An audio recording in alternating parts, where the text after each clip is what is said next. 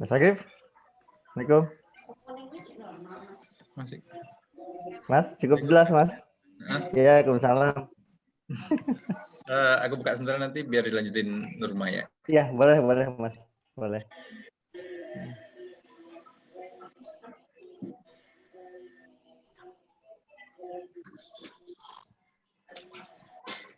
Udah aku tutup. Untuk record jangan lupa, Mas ya.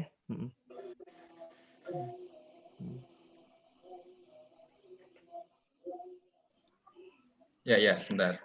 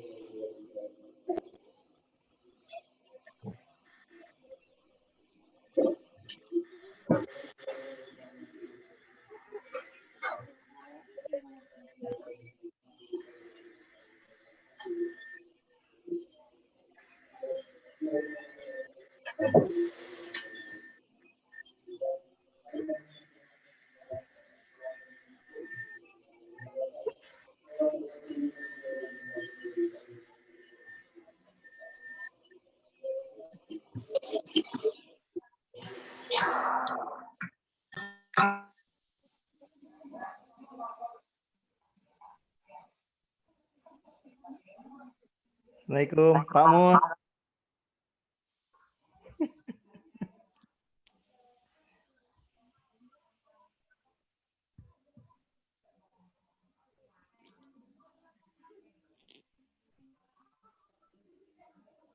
Assalamualaikum, Pak Mu.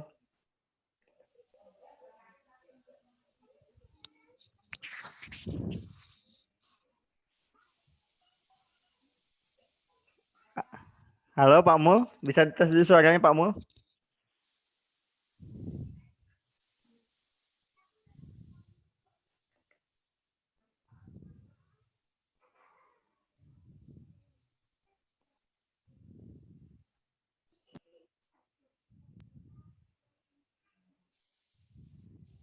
Belum, Pak Mu. Belum.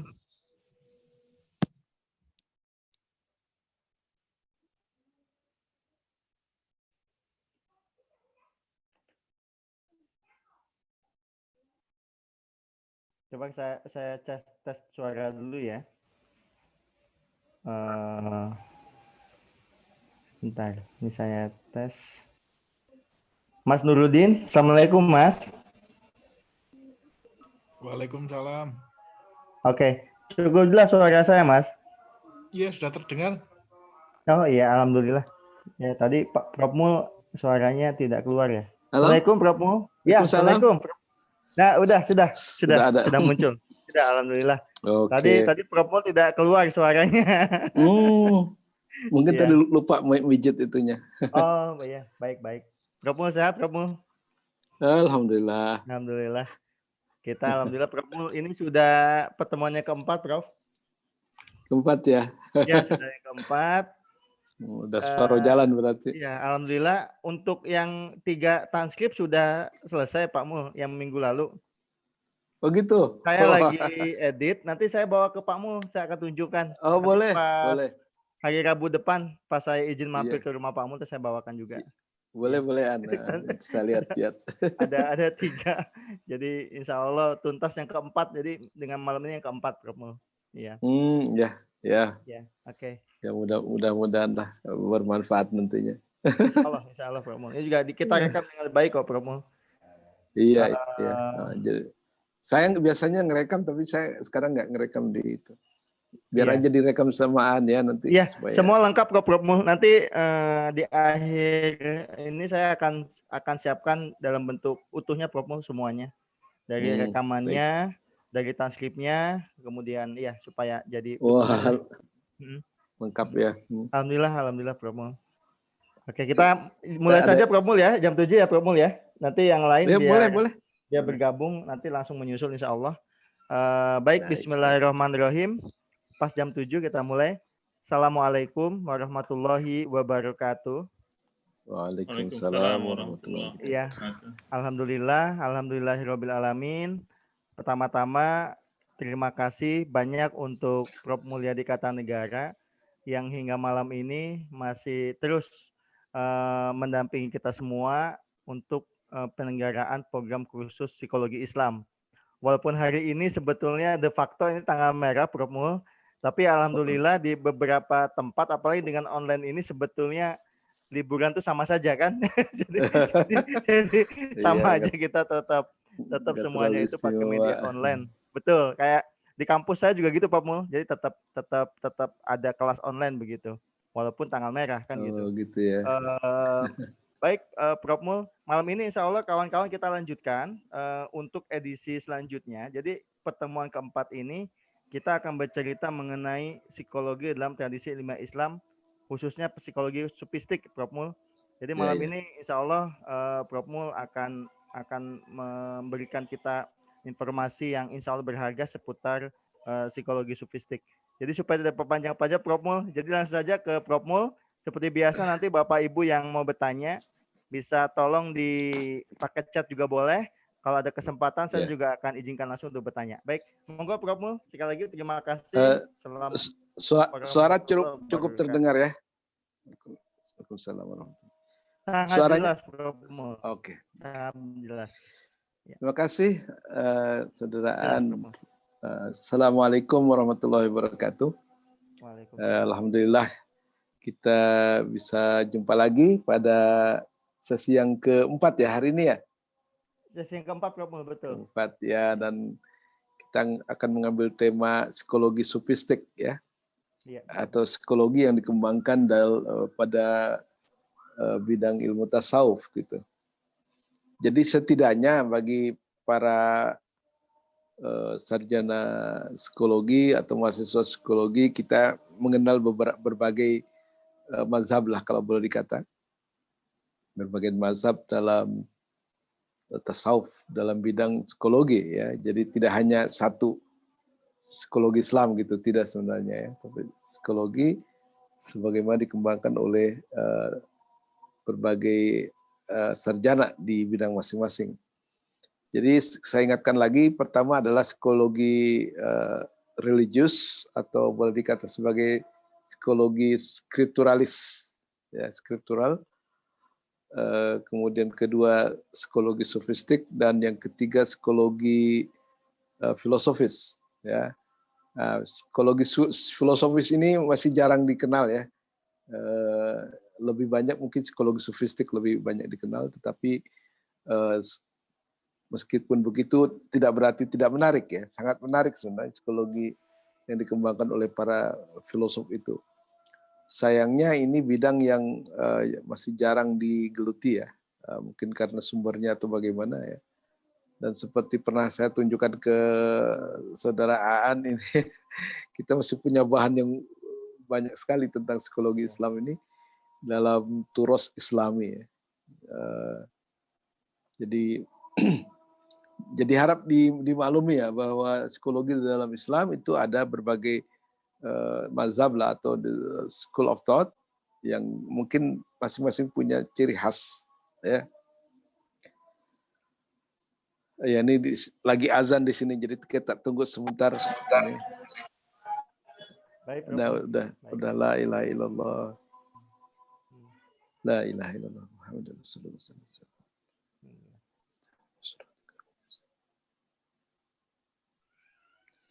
Baiklah, saya mulai saja ya bahwa dalam tasawuf sebenarnya psikologi dikembangkan bukan terutama untuk kepentingan teoritis lah. Sebenarnya bukan itu, ya. Tetapi sebenarnya untuk kepentingan praktis, yaitu untuk melakukan transformasi jiwa. Jadi yang paling penting di dalam tasawuf itu adalah transformasi jiwa, ya, bukan pengetahuan tentang jiwa, ya. Jadi bagaimana kita bisa mentransformasi jiwa kita dari katakanlah kualitas besi bisa menjadi kualitas emas, gitu, ya. Atau kalau batu, ya dari batu koral bisa menjadi batu mulia dan sebagainya. Dan itu biasanya dipinjam dari tradisi alkemi, ya, alkemi yang ingin mencoba mengubah logam biasa menjadi logam mulia seperti emas. Ya, jadi ada transmutasi, ada transformasi yang dialami oleh batu tersebut atau oleh logam tersebut sehingga menjadi mulia. Dan ini penting. Waktu saya berkunjung ke Konya, ke makam Maulana Jalaluddin Rumi, kita diajak dulu ke dapur. Jadi dapur itu diperagakan, ya, ada bahan mentah, bahan yang sudah dipotong-potong, bahan yang sudah dimasak, bahan yang sudah digoreng dan sebagainya, kemudian bahan yang sudah siap disajikan gitu. Nah, ketika kita tanya, ini apa maksudnya nih? Kok dibawa ke dapur gitu ya? Jadi dikatakan bahwa calon sufi ini yang masuk ke tarekat Maulawiyah itu adalah ibarat bahan mentah gitu. Jadi apa yang akan dilakukan adalah dalam tarekat itu adalah menggodok manusia sehingga menjadi siap saji, siap dimakan. Ya, jadi itulah transformasi sebenarnya. Ya. Dan Jalaluddin Rumi sendiri sangat kritis sebenarnya terhadap fikih dan juga ilmu kalam, ya.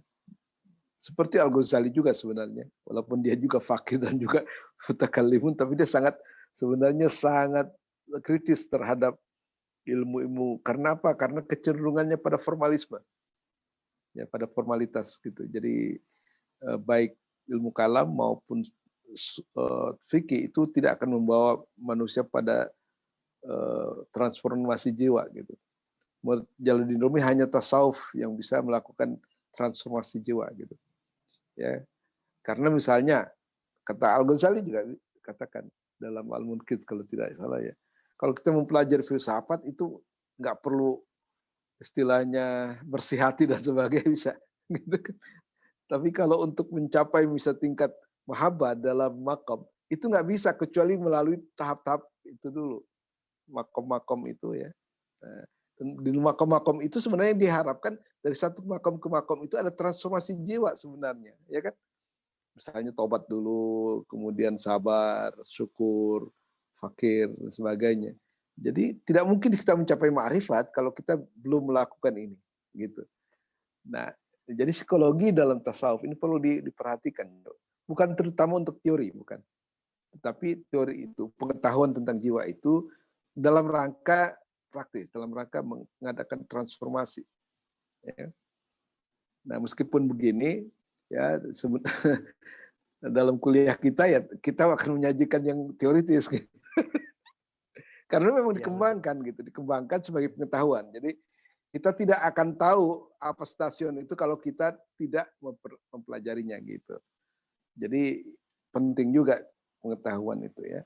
Nah, dan sebagai kursus psikologi, ya, mesti kita kemukakan di sini.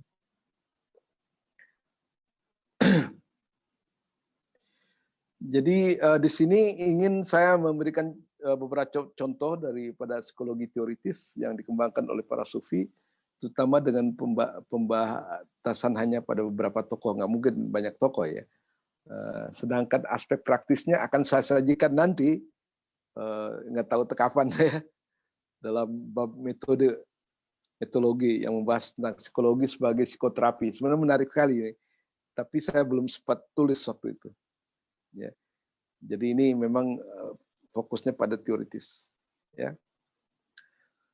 Sebenarnya banyak teori psikologi yang telah dikembangkan sepanjang sejarah pemikiran tasawuf oleh para sufi dengan menggunakan istilah-istilah yang berbeda. Ya, tapi telah menjadi kesepakatan bahwa psikolog sufi itu seperti disinyalir oleh Robert Fraser, berfokus pada 3 konsep dasar, yaitu hati, ya, qalbun, nafs, diri, dan jiwa atau ruh. Ya. Nah, di sini juga memang pemahaman atau terjemahan dari qalbun, nafs, dan itu bisa macam-macam. Jadi Robert Fraser misalnya menyebut hati itu qalbun dan nafsu itu sebagai diri, self, gitu. Sedangkan ruh itu disebut jiwa. Biasanya nafs itu disebut jiwa, gitu kan. Tapi Robert Fraser mengatakan jiwa itu adalah roh dan nafsu itu adalah diri, gitu. Nah, ini perlu disadari bahwa memang terjemahan dari istilah Arab ini banyak dipakai dengan yang istilah yang berbeda, ya. Namun sebelum kita mendiskusikan lebih lanjut struktur jiwa, jadi hati, diri, dan roh itu ada pada struktur jiwa, dan ini sangat menarik, ya. Struktur jiwa menurut para sufi bagaimana, ya. Tapi sebelum kita bicara langsung ke situ, kita mungkin perlu menyadari beberapa penggunaan istilah, ya, yang menarik tapi bisa ada confusion, sebenarnya agak bingung juga, ya. Dan ini sering salah paham karena kebingungan itu, ya. Misalnya saja Al-Ghazali menyebut jiwa atau roh, ya, jiwa atau roh. Nah, ini kan biasanya jiwa itu nafs, ya, tapi di sini jiwa roh dengan hati. Jadi Al-Ghazali itu menyebut hati sebagai roh, ya, yang konotasinya adalah jiwa manusia. Jadi misalnya dalam kitab Kimia Sa'adah, dia mengatakan, adapun mengenai realitas hati, benda apakah itu dan apakah sifat-sifat khususnya, ya, hukum wahyu tidak mengizinkan untuk membahas ini. Nah, dan itu merujuk kepada ayat mengatakan, yas'alunaka 'anir ruh qulil ruh min amri rabbi. Jadi ini memang tidak diperkenankan, gitu. Tapi kan sebenarnya dalam Al-Quran itu merujuk kepada ruh. Tapi kata Al-Ghazali ini juga sama dengan hati. Jadi hati itu di sini adalah ruh, gitu. Ya, jadi memang agak ada singgung siar. Itulah sebabnya Rasulullah tidak menjelaskannya sesuai dengan firman Allah. Ya, yas'alunaka 'anir ruh qulir ruh min amri rabbi. Jadi jelas bahwa hati yang dimaksud di sini adalah roh.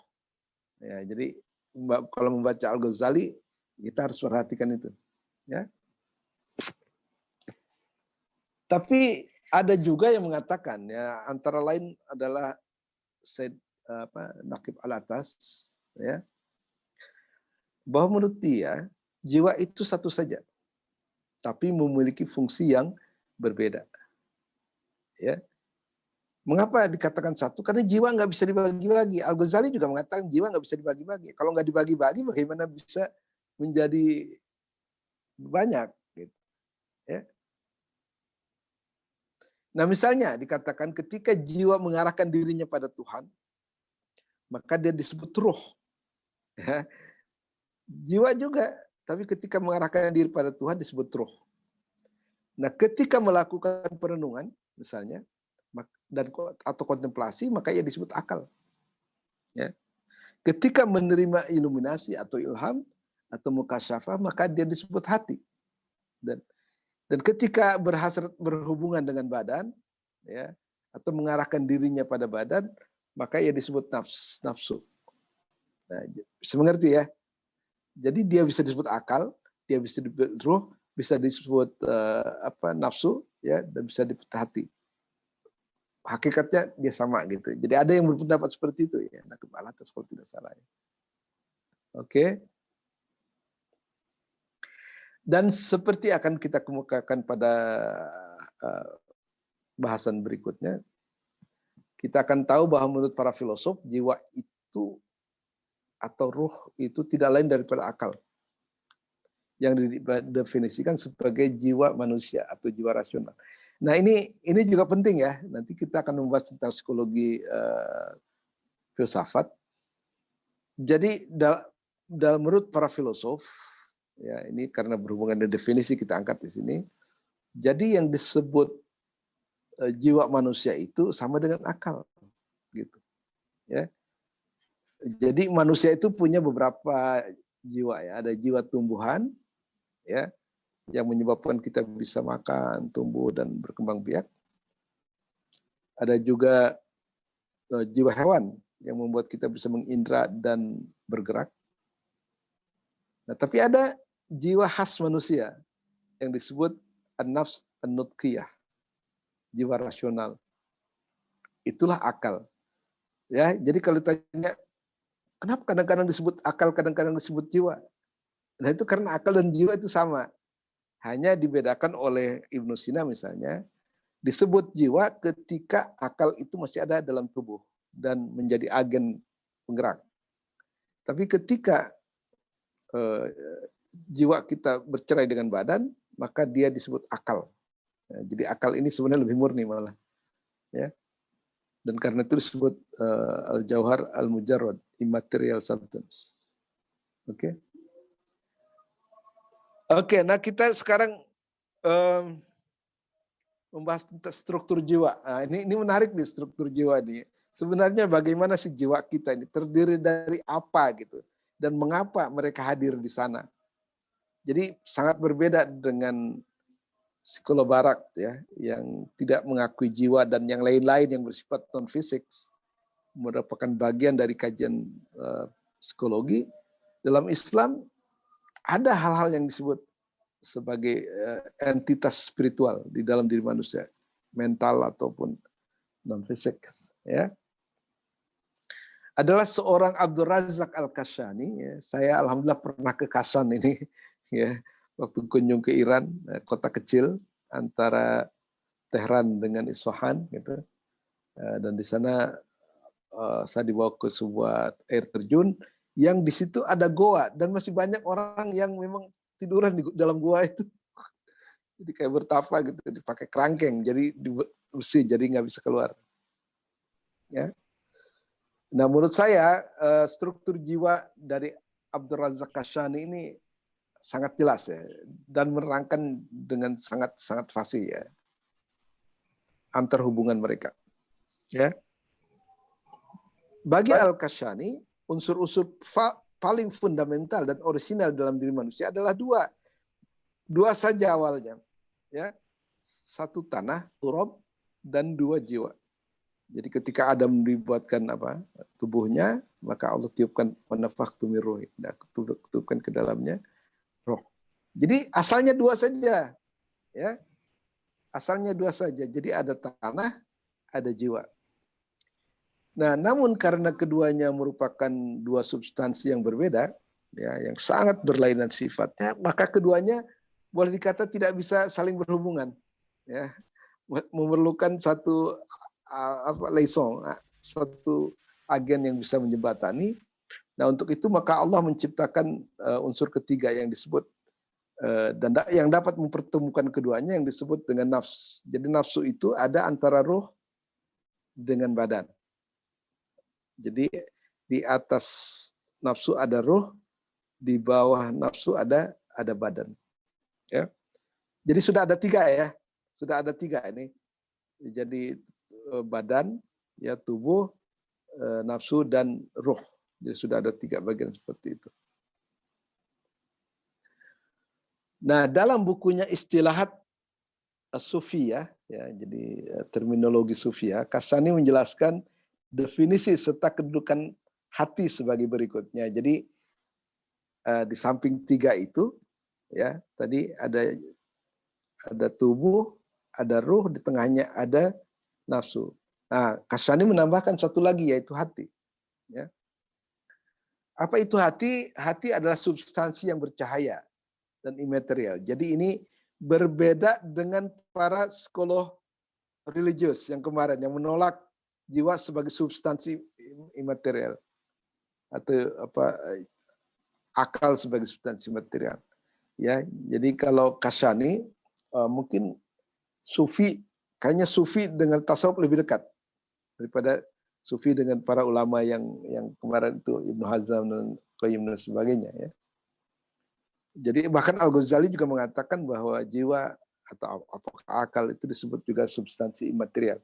Ya.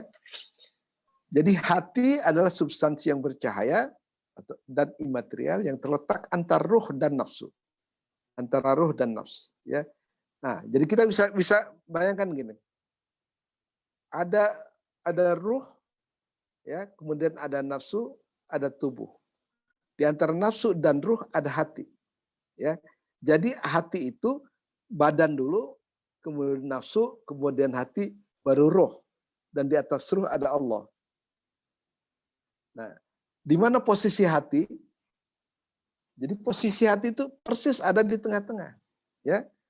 Jadi di atas hati itu ada ruh, di atas ruh ada Allah. Di bawah hati ada nafsu, dan di bawah nafsu ada tubuh. Ya kan? Jadi sentral sekali gitu. Ya. Hati itu memang sangat itu sekali. Maka dikatakan melalui hatilah kemanusiaan yang sejati al-insaniyah terrealisir, tahakkuk. Jadi melalui hati. Para filosof mengacu kepada jiwa sebagai jiwa rasional. Kepada tadi hati yang atau roh itu adalah jiwa rasional. Jadi jiwa rasional sama dengan yang tadi disebut dengan hati. Ya. Nah, apa hubungan ruh terhadap hati dan nafsu terhadap hati? Apa hubungannya? Jadi menarik karena di atas hati ada ruh dan di bawah hati ada nafs, maka ruh adalah dimensi batin daripada hati. Ruh adalah dimensi batin daripada hati. Sedangkan nafsu adalah dimensi lahiriahnya dan merupakan tunggangannya gitu. Jadi tunggangan itu artinya bahwa hati harus mengendalikan nafsu gitu. Ya. Ini menarik sekali ya. Nafsu terletak antara hati dan badan. Ya. Jadi begitu ya. Hati benar-benar ada di tengah, di bawah hati ada nafsu, di bawah nafsu ada tubuh, ada materi. Di atas hati ada ruh, di atas ruh ada Allah. Jadi benar-benar dia berada di tengah-tengah. Nah, karena posisinya yang sentral itu, maka ya hati itu bisa dipengaruhi. Jadi dia kan kolbun itu katanya bolak-balik ya. Dia rentan sebenarnya terhadap pengaruh. Ya. Maka di bawah nafsu terdapat badan dan di atas ruh ada Tuhan. Selain itu Al-Kasani juga berbicara tentang akal yang diletakkan antara ruh dan hati. Kemudian sudur yang terletak antara hati dan nafsu. Jadi struktur jiwa manusia menurut Kasani kira-kira sebagai berikut. Ya. Jadi kita bisa melihat di bawah sekali itu ada materi, ada tanah. Kemudian ada nafsu. Kemudian antara nafsu kan ada hati, tapi di antara hati dan nafsu itu ada sudur. Ya. Ada sudur. Jadi tanah, nafsu, sudur, baru kemudian hati. Nah, kemudian di atas hati ada ruh, tapi di antara ruh dengan hati itu ada akal, baru Tuhan. Ya, jadi tetap posisi akal itu ada di tengah-tengah. Ya, jadi kalau kita lihat ke atas itu di atas hati ada akal, di atas akal ada ruh, dan di atas ruh ada Allah.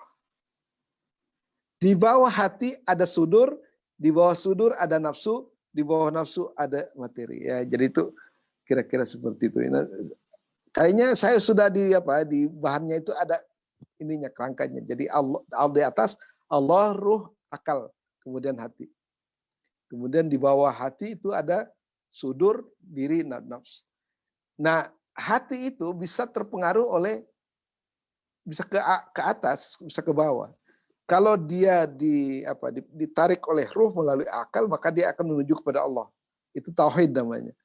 Ya, tapi kalau nafsu, kalau materi yang menarik, maka melalui nafsu dan sudur, materi akan menarik hati manusia ke dasar.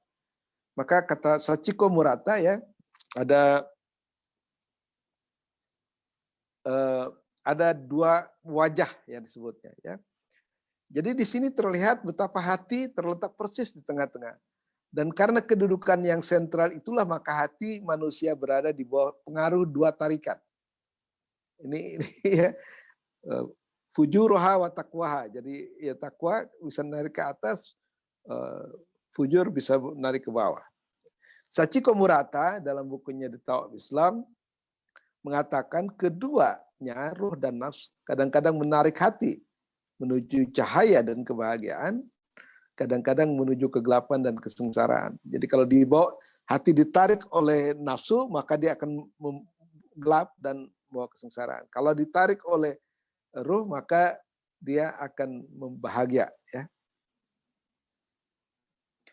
Jika ia naik menuju ruh, ia akan mencapai kesempurnaannya sebagai jiwa rasional, baca akal. Ya.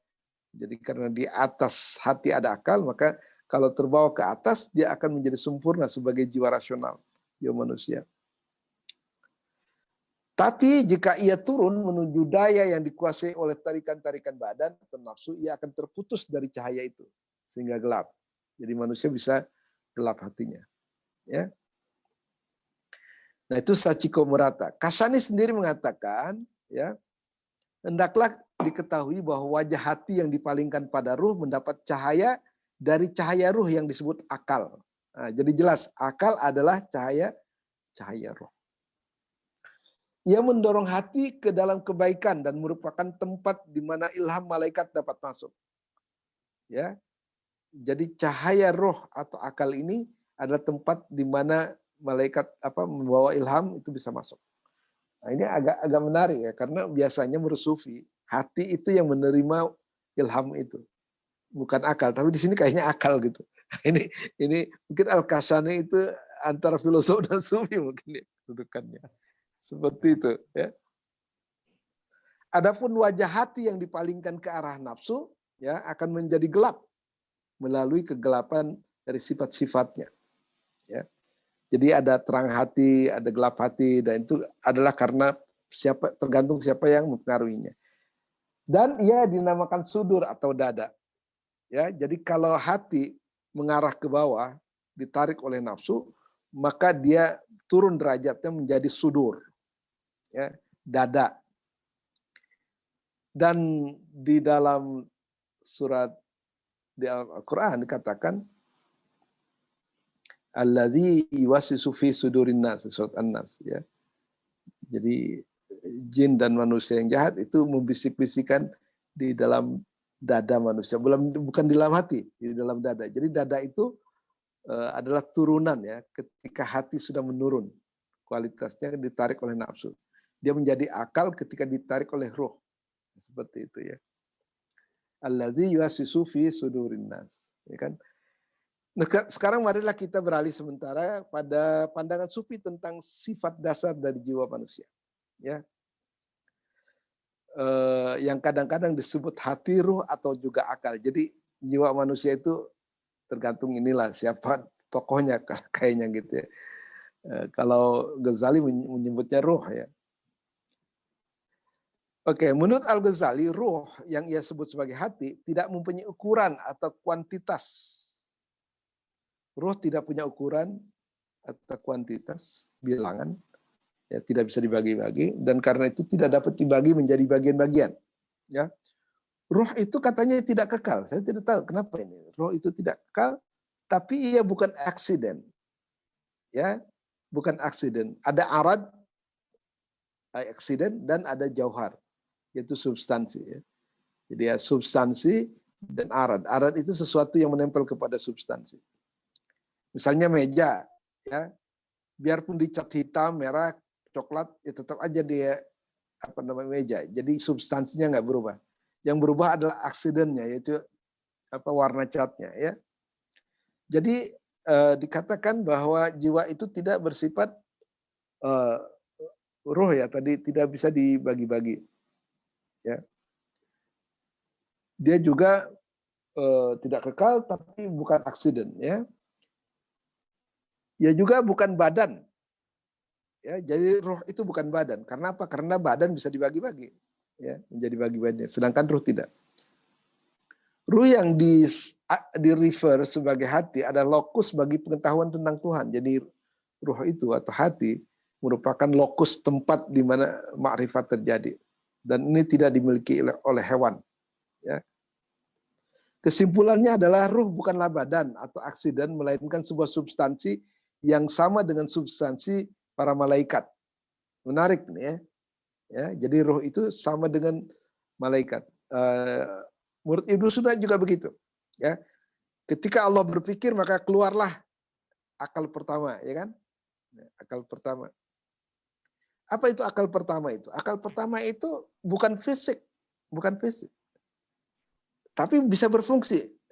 Sama seperti malaikat. Jadi malaikat itu bukan fisik, tidak punya fisik, tapi berfungsi enggak? Bisa bekerja, bisa berfungsi. Nah, selama ini akal digambarkan sebagai otak, gitu. Ya, seolah-olah akal tidak bisa bekerja kalau tidak ada otak. Sebenarnya tidak. Akal itu memang dari awalnya bukan fisik. Ya. Karena itu setelah kematian dia tidak akan hancur. Ya. Dalam buku Mashrab Al-Arwah, Ruzbihan Bakli, ya, seorang sufi yang juga terkenal. Ya. Di dalam buku saya Menyelam Ilmu Tasawuf, dia menceritakan mi'rajnya itu ada 9 lodge, 9 tempat persinggahan ya. Ruzbihan Bakli ya. Hati yang asli adalah realitas yang diberkati, suci dan halus. Ya, hati yang realitas yang halus adalah tempat di mana terletak cahaya yang tidak terlihat dan sumber ketentuan ilahi. Jadi kita di sini bicara hati. Kalau kita bilang hati kan biasanya merujuk ke jantung atau ke liver ya. Di sini Sufi tidak bicara itu. Ya. Sufi bicara tentang organ spiritual yang disebut hati. Ya. Jadi bukan heart, bukan jantung dan juga bukan liver. Kalau kita kan jantung ada hati itu liver. Tapi ini kita tidak bicara organ tubuh sebenarnya. Ya. Pemberian nama yang berbeda-beda kepada jiwa ini tidak perlu membuat kita bingung lah ya. Ya, karena di balik perbedaan nama terdapat kesepakatan bahwa jiwa manusia apakah yaitu disebut hati, akal atau roh itu bersifat ruhani dan bukan jasmani. Ini penting sekali nih. Penting sekali untuk melawan psikologi modern yang mengatakan bahwa tidak ada jiwa itu. Ya. Ya, jadi bahwa jiwa itu bersifat ruhani, bukan jasmani. Dan karena dia bersifat rohani, dia tidak hancur ketika terjadi kematian. Ya. Jiwa ini seperti disimpulkan Al-Ghazali tidaklah bersifat jasmani atau bahkan juga aksiden, bukan aksiden. Sebagaimana sering dikonsepsikan oleh para psikolog religius yang kita diskusikan kemarin, melainkan sebuah substansi imaterial. Ya, Al-Jauhar Al-Mujarrad yang bersifat malakuti dan bahkan ilahi. Ya, karena ada wanafakhtu min ruhi ya. Jadi dia memiliki sifat ilahi. Oleh karena itu ya tidak hancur saat kematian. Ini penting sekali. Ya ada baqa'un nafs, the survival of the soul atau immortality of the soul. Jiwa bukan otak ataupun fungsi neurologis otak seperti yang diajarkan oleh psikolog modern, bukan. Tapi merupakan substansi imaterial yang tidak turut hancur bersama hancurnya otak manusia. Tetapi justru akan terus survive setelah kematian ya untuk memetik hasil kerjanya selama karir dunianya di alam akhirat sebagai didoktrinkan oleh agama. Nah, kita beralih kepada perkembangan modern dalam psikologi sufi ya. Menarik. Perkembangan psikologi sufi nampak sangat membahagiakan akhir-akhir ini dan karena itu perlu kita singgung di sini. Saat ini kita sungguh beruntung memiliki beberapa ahli psikolog ya, sufi di barat, khususnya 2 orang guru dan sahabat saya, Syekh Kebir Helminski, yang terkenal dengan bukunya Knowing Hearts, saya juga punya bukunya, dan Robert Fraser dengan bukunya Heart, Self, and Soul. Nah, Robert Fraser ini sempat ketemu di Istanbul dulu, ya, tahun 2007, kemudian ketemu lagi di UGM pada tahun 2015. Ya, saya sempat ngobrol karena kita sama-sama ke Borobudur, ya, ngobrol-ngobrol tentang ya macam-macam yang menarik tentang perkembangan tasawuf atau metafisika tasawuf. Ya. Tapi di sini kita akan bicara tentang struktur jiwa ya. Oke, menurut buku ini ada 3 konsep sentral dalam psikologi sufi, yaitu hati, nafsu, dan ruh. Ya, sekali lagi saya ingin katakan bahwa hati di sini adalah kolbun, nafsu di sini disebut diri atau self, ya, dan kemudian ruh disebut jiwa. Nah, ini sebutan yang berbeda juga ya. Biasanya kita bilang nafsu itu adalah jiwa, gitu. Tapi dia mengatakan nafsu itu disebut ruh dan nafsu itu disebut diri ya. Jadi jiwa itu disebut ruh, nafsu disebut diri. Jadi hati, diri, dan ruh. Yang dimaksud hati sini adalah hati spiritual atau seperti yang telah disinggung merupakan realitas hati. Jadi the essence of the heart. Menurut psikologi sufi. Menurut psikologi sufi, hati memuat kecerdasan dan kearifan kita yang lebih dalam. Ya, ia adalah tempat makrifat. Jadi makrifat itu bukan di otak, bukan di indera, tetapi di dalam hati. Yang merupakan kecerdasan yang lebih dalam dan lebih dasariah, fundamental daripada kecerdasan abstrak, otak atau kepala. Nah, cita-cita seorang sufi menurut Robert Fraser adalah mengembangkan hati yang lembut, berperasaan, dan memiliki kasih sayang, dan untuk mengembangkan kecerdasan hati. Ya. Dikatakan bahwa ketika mata hati kita terbuka, kita akan bisa melihat sesuatu yang ada di balik kulit luarnya. Ya, ini mengingatkan saya pada apa yang dikatakan oleh Jalaluddin Rumi, bahwa setiap sesuatu itu memiliki bentuk dan makna. Jadi kalau luarnya itu bentuknya, tapi makna itu apa yang ada di dalam, kadang-kadang tidak terlihat. Kalau kita lihat jambangan, tempat menyimpan air, maka yang terlihat adalah jambangan. Tapi makna dari jambangan itu bukan jambangan itu sendiri, tapi air. Tapi air tidak terlihat. Nah, kalau kita dikatakan, kalau kita bisa melihat mata hati terbuka, maka kita bisa melihat makna yang ada di balik sana. Ya. Kadang-kadang makna ini besar artinya, tapi mungkin tidak terlihat. Kata Jalaluddin Rumi, orang-orang mengatakan ada debu yang berterbangan. Jadi yang disebut adalah debunya. Padahal mungkinkah debu berterbangan ke udara tanpa angin? Kita melupakan angin, kita melupakan makna, tapi hanya menyembah bentuk. Kita bicara kendi, tapi lupa bahwa kendi itu tidak dicipta kecuali untuk air. Jadi air yang lebih penting daripada kendi itu. Ya, itu kalau mata hati. Tapi kalau telinga hati kita terbuka, kita akan bisa mendengar kebenaran yang tersembunyi di balik kata-kata. Jadi kita tahu apa yang ada di balik kata-kata. Nah, ya, karena kata-kata itu berasal dari kata yang tidak ya, jadi kata-kata berasal dari sesuatu yang tidak punya kata. Katakanlah pikiran kita, hati kita kan nggak punya kata. Tapi kata keluar dari kata. Istilah Jalaluddin Rumi, the words come from wordless. Gitu. Seperti juga warna keluar dari tanpa warna, ya. Jadi colors come from colorless. Gitu. Oke, itu yang tersembunyi, tapi itu sangat berarti. Nah, kita mulai dengan pembagian hati, ya, pembagian hati dalam struktur jiwa manusia. Ya. Menurut Robert Fraser, hati dibagi ke dalam 4 lapis. Atau tirai dalam istilah Rashiduddin Maibudi, yaitu sudur atau sodrun, dada yang tadi kita tempatkan di bawah hati, di atas nafsu, ya. Pada bagian luar. Jadi kalau kita lihat konsentrasi kayak kulit bawang, ya, yang paling lapisan atas itulah yang disebut sudur, dada, tempat membisik-bisikannya setan, ya. Tempat membisikkan setan, bisikan setan kepada manusia. Ya.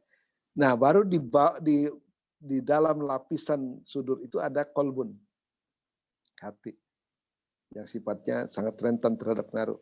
Kemudian di dalamnya lagi ada fuad, dan di dalamnya lagi ada lub atau syagat. Ya, di intinya. Saya membayangkan, ya, hati itu seperti radar Ya, apa kelebihan radar? Radar itu bisa menangkap gelombang-gelombang yang tidak nampak pada mata. Ya, gelombang suara, gelombang cahaya, gelombang apa itu bisa ditangkap oleh radar gitu. Jadi hati manusia kalau sudah bersih ya, sudah bersih itu bisa menangkap sinyal-sinyal yang halus gitu, berupa tanda-tanda atau bisikan-bisikan dan sebagainya. Itulah hati kalau kita asah. Ya, tapi ya, memang ada macam-macam hati itu tergantung kepada sifat keintiannya. Jadi di inti hati itu ada lobe. Jadi seperti mata radar tuh ya. Oh, itulah yang paling dalam.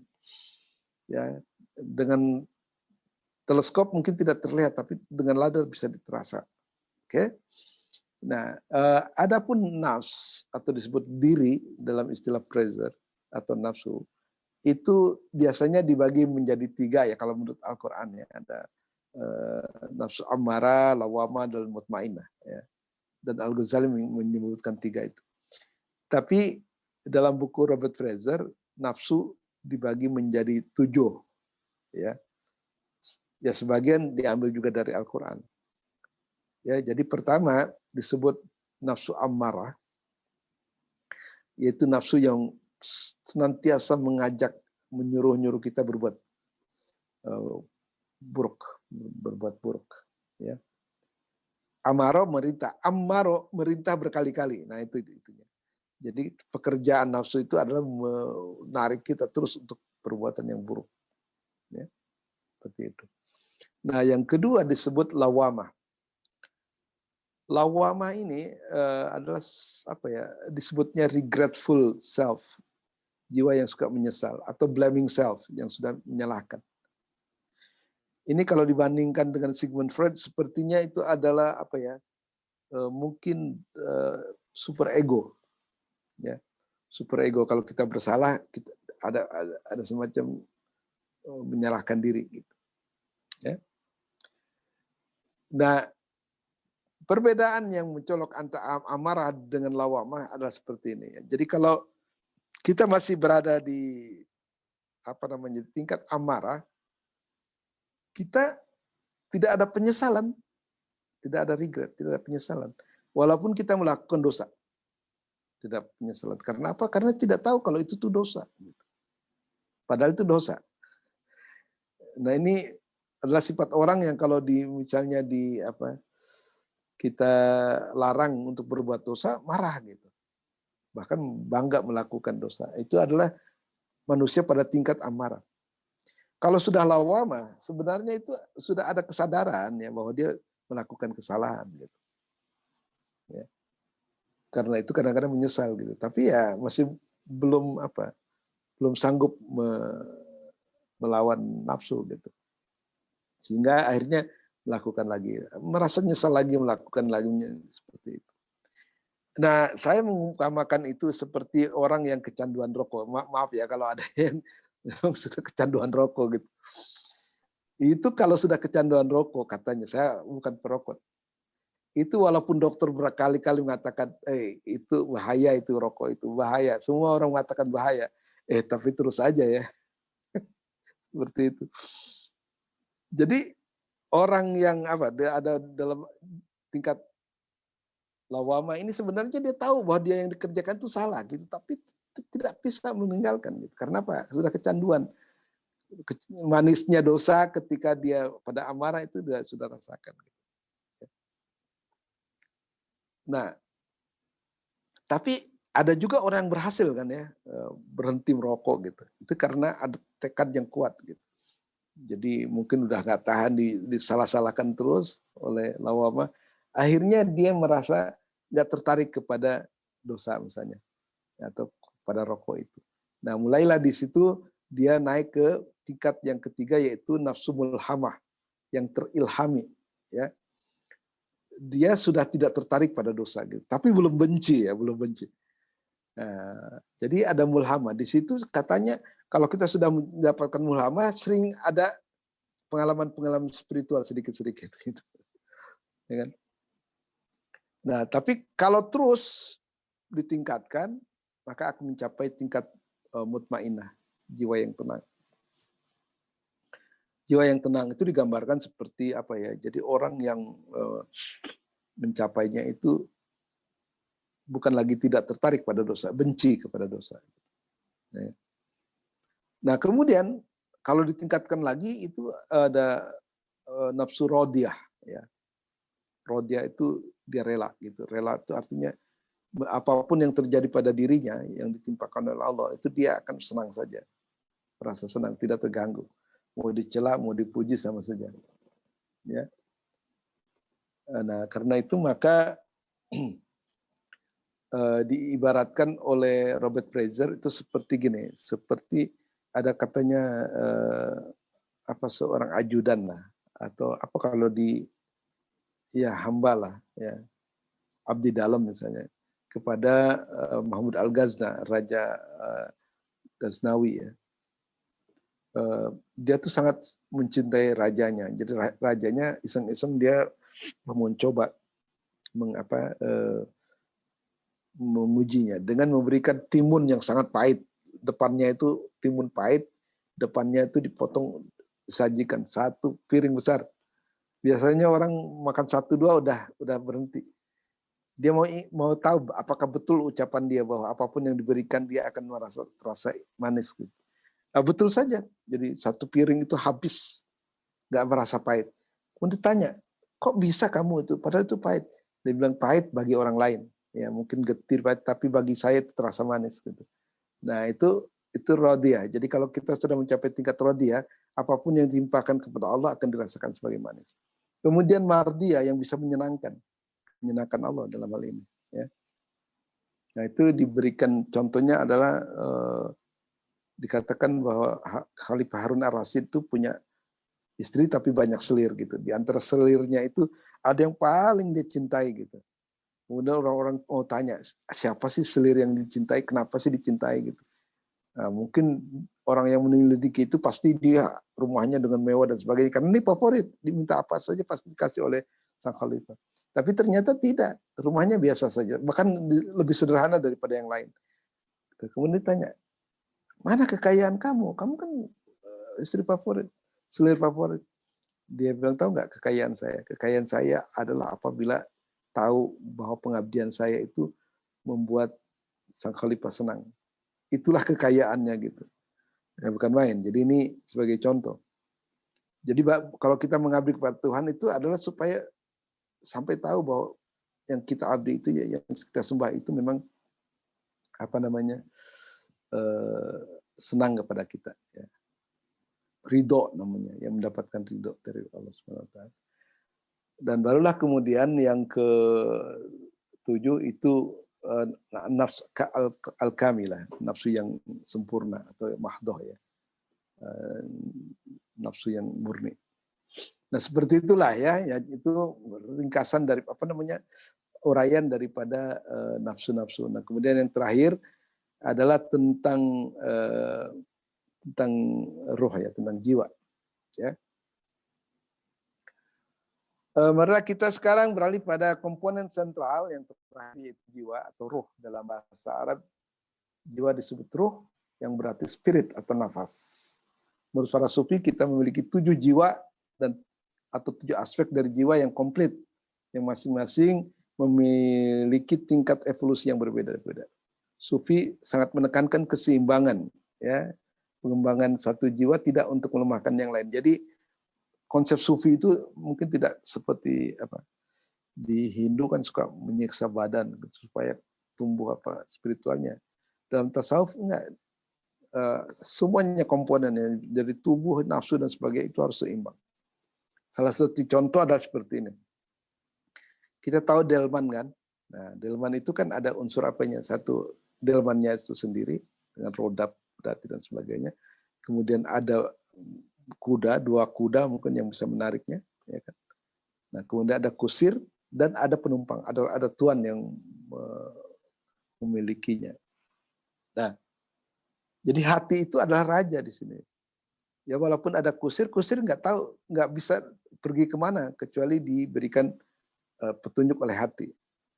Nah, kemudian setelah mendapat petunjuk maka si kusir bisa menjalankan delman dengan cara menggerakkan kuda. Kuda itu nafsu ya, syahwat dan godab.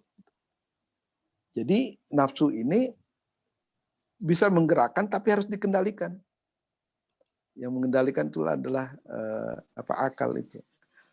Ya, jadi kalau nafsu nggak dikendalikan oleh akal, dia akan liar, ya nggak sampai kepada tujuan. Nah, oleh karena itu maka si kuda harus sehat, jadi nafsunya harus besar gitu, supaya dorongannya kuat, tapi harus dikendalikan oleh akal. Nah, sekarang tubuh itu delmannya. Kalau tuannya ada, kusirnya ada, kudanya sehat, tapi kalau delmannya rusak, rodanya patah, nggak bisa jalan juga. Nah, di situ konsep keseimbangan ya dalam tasawuf gitu. Jadi, tidak boleh ada yang dirugikan, semuanya harus bekerja sama. Ya.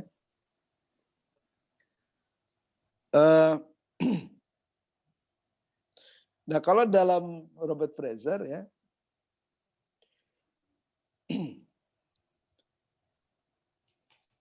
kita bisa melihat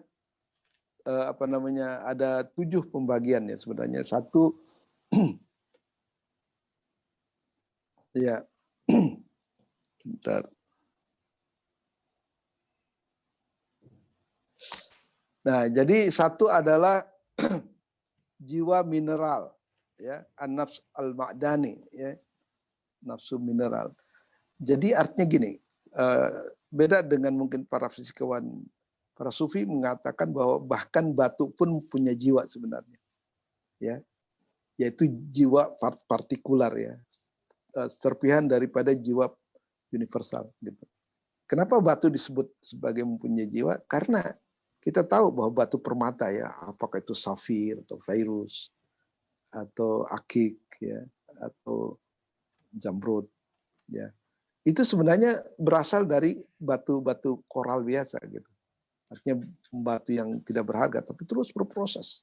Karena jiwa batu itu ingin mempersembahkan yang terbaik bagi manusia. Ya, jadi roh itu di badan kita itu ada jiwa mineral, ada. Ya, kemudian ada lagi apa?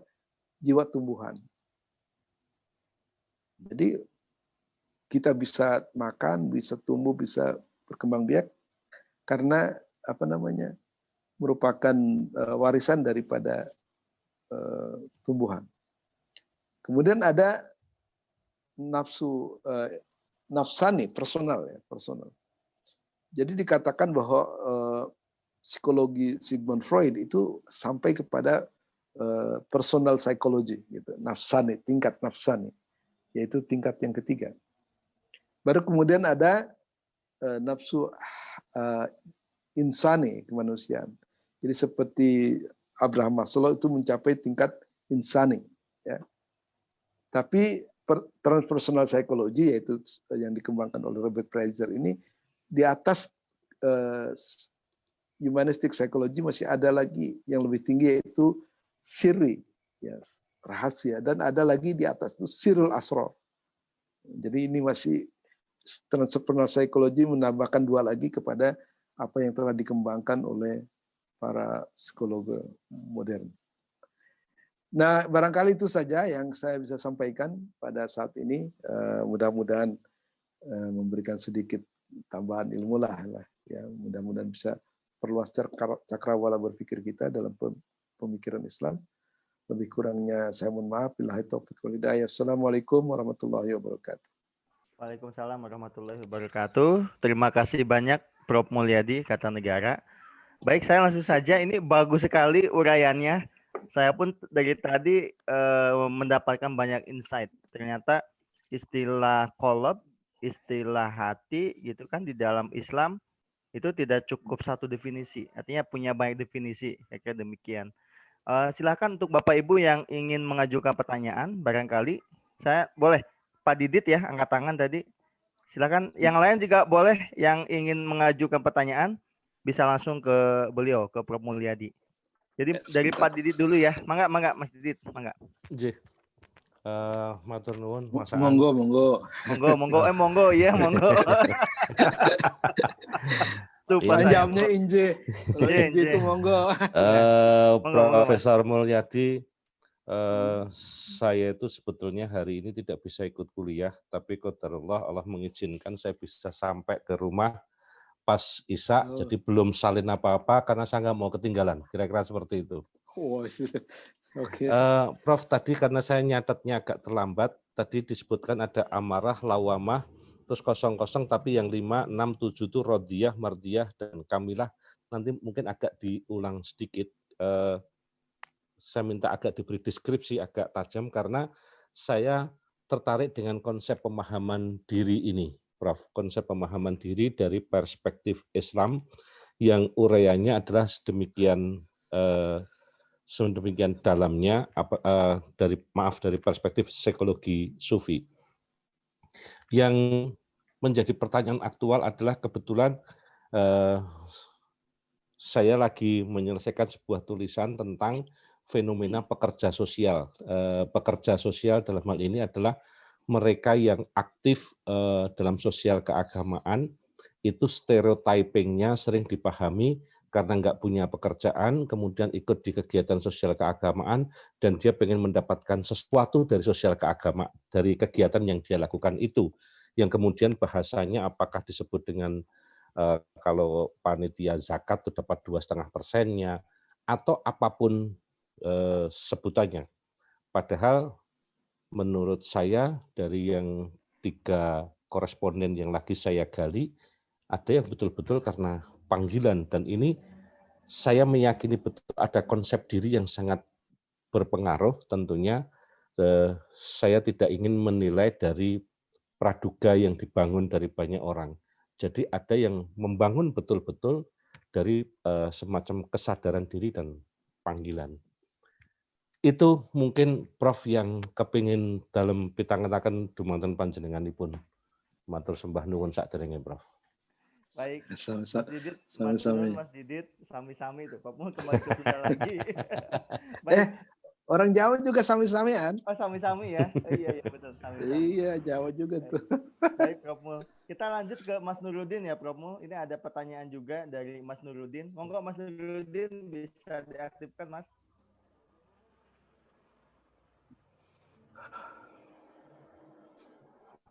Ya, monggo Mas. Terima kasih Prof Mulyadi atas kesempatannya. Kalau pemaparan yang ya sebenarnya sangat kompleks sekali. Tapi kira-kira di sini mungkin saya ingin menanyakan 3 pertanyaan singkat saja. Kalau saya meyakini sebagaimana kemarin juga sudah dijelaskan Prof Mulyadi bahwa ya ada tradisi psikologi Islam yang kaya itu bagi saya ya itu semuanya justru memperkaya pemahaman kita sendiri dalam mengembangkan psikologi Islam. Mungkin saya mulai dari yang pertama, Prof, tentang Ibnu Hazm. Kemarin Prof sudah menyinggung tentang Ibnu Hazm itu punya konsep yang sangat terkenal tentang ketakutan ya kalau nggak salah ya. Anxiety, kecemasan. Anxiety ya, kecemasan.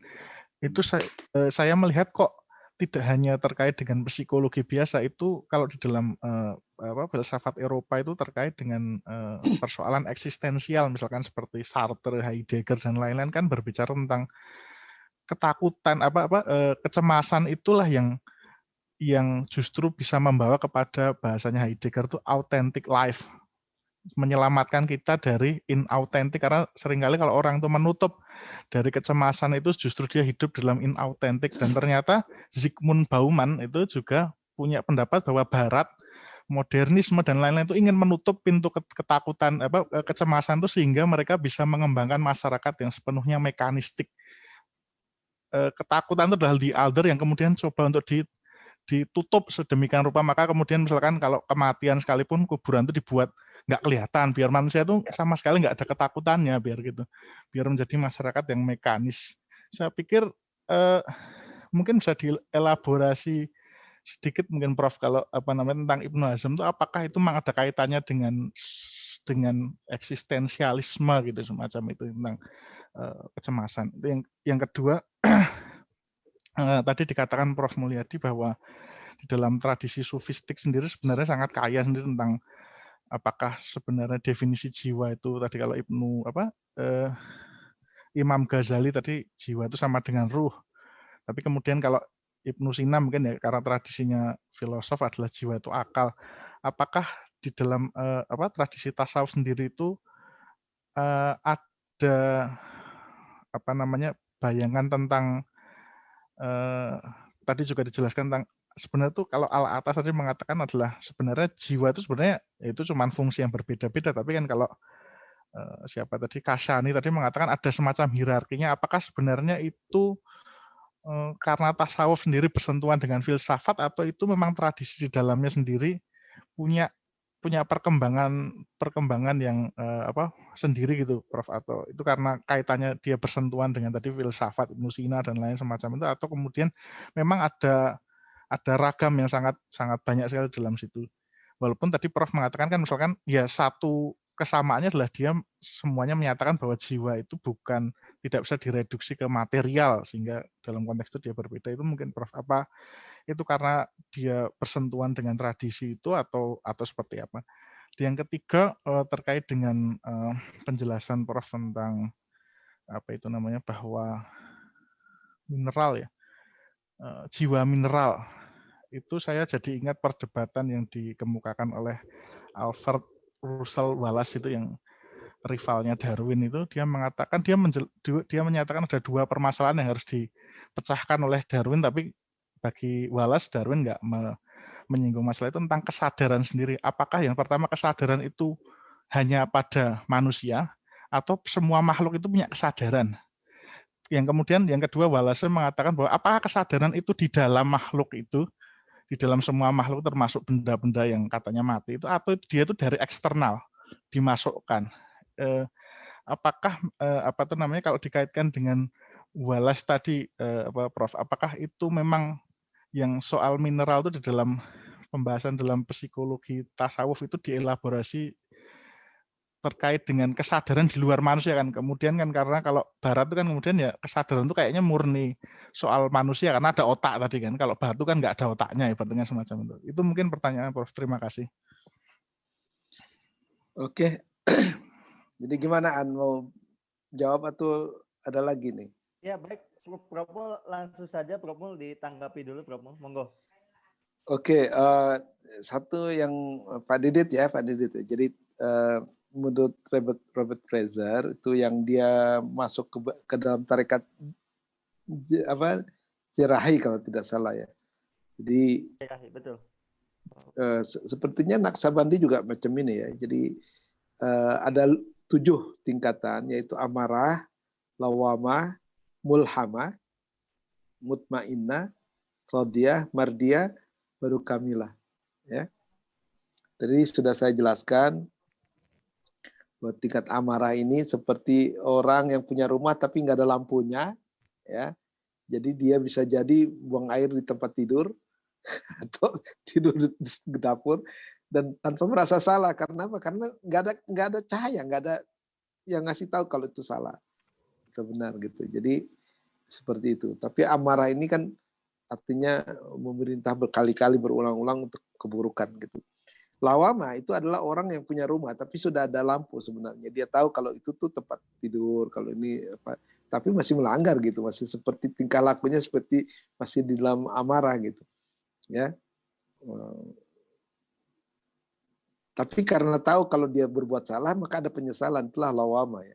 Atau blaming self, atau diri yang menyalahkan. Jadi kalau kita berbuat dosa, wah kamu bilang katanya itu dosa tapi kamu lakukan juga gitu kan. Lawama. Kalau mulhama itu sudah mulai tidak tertarik pada dosa.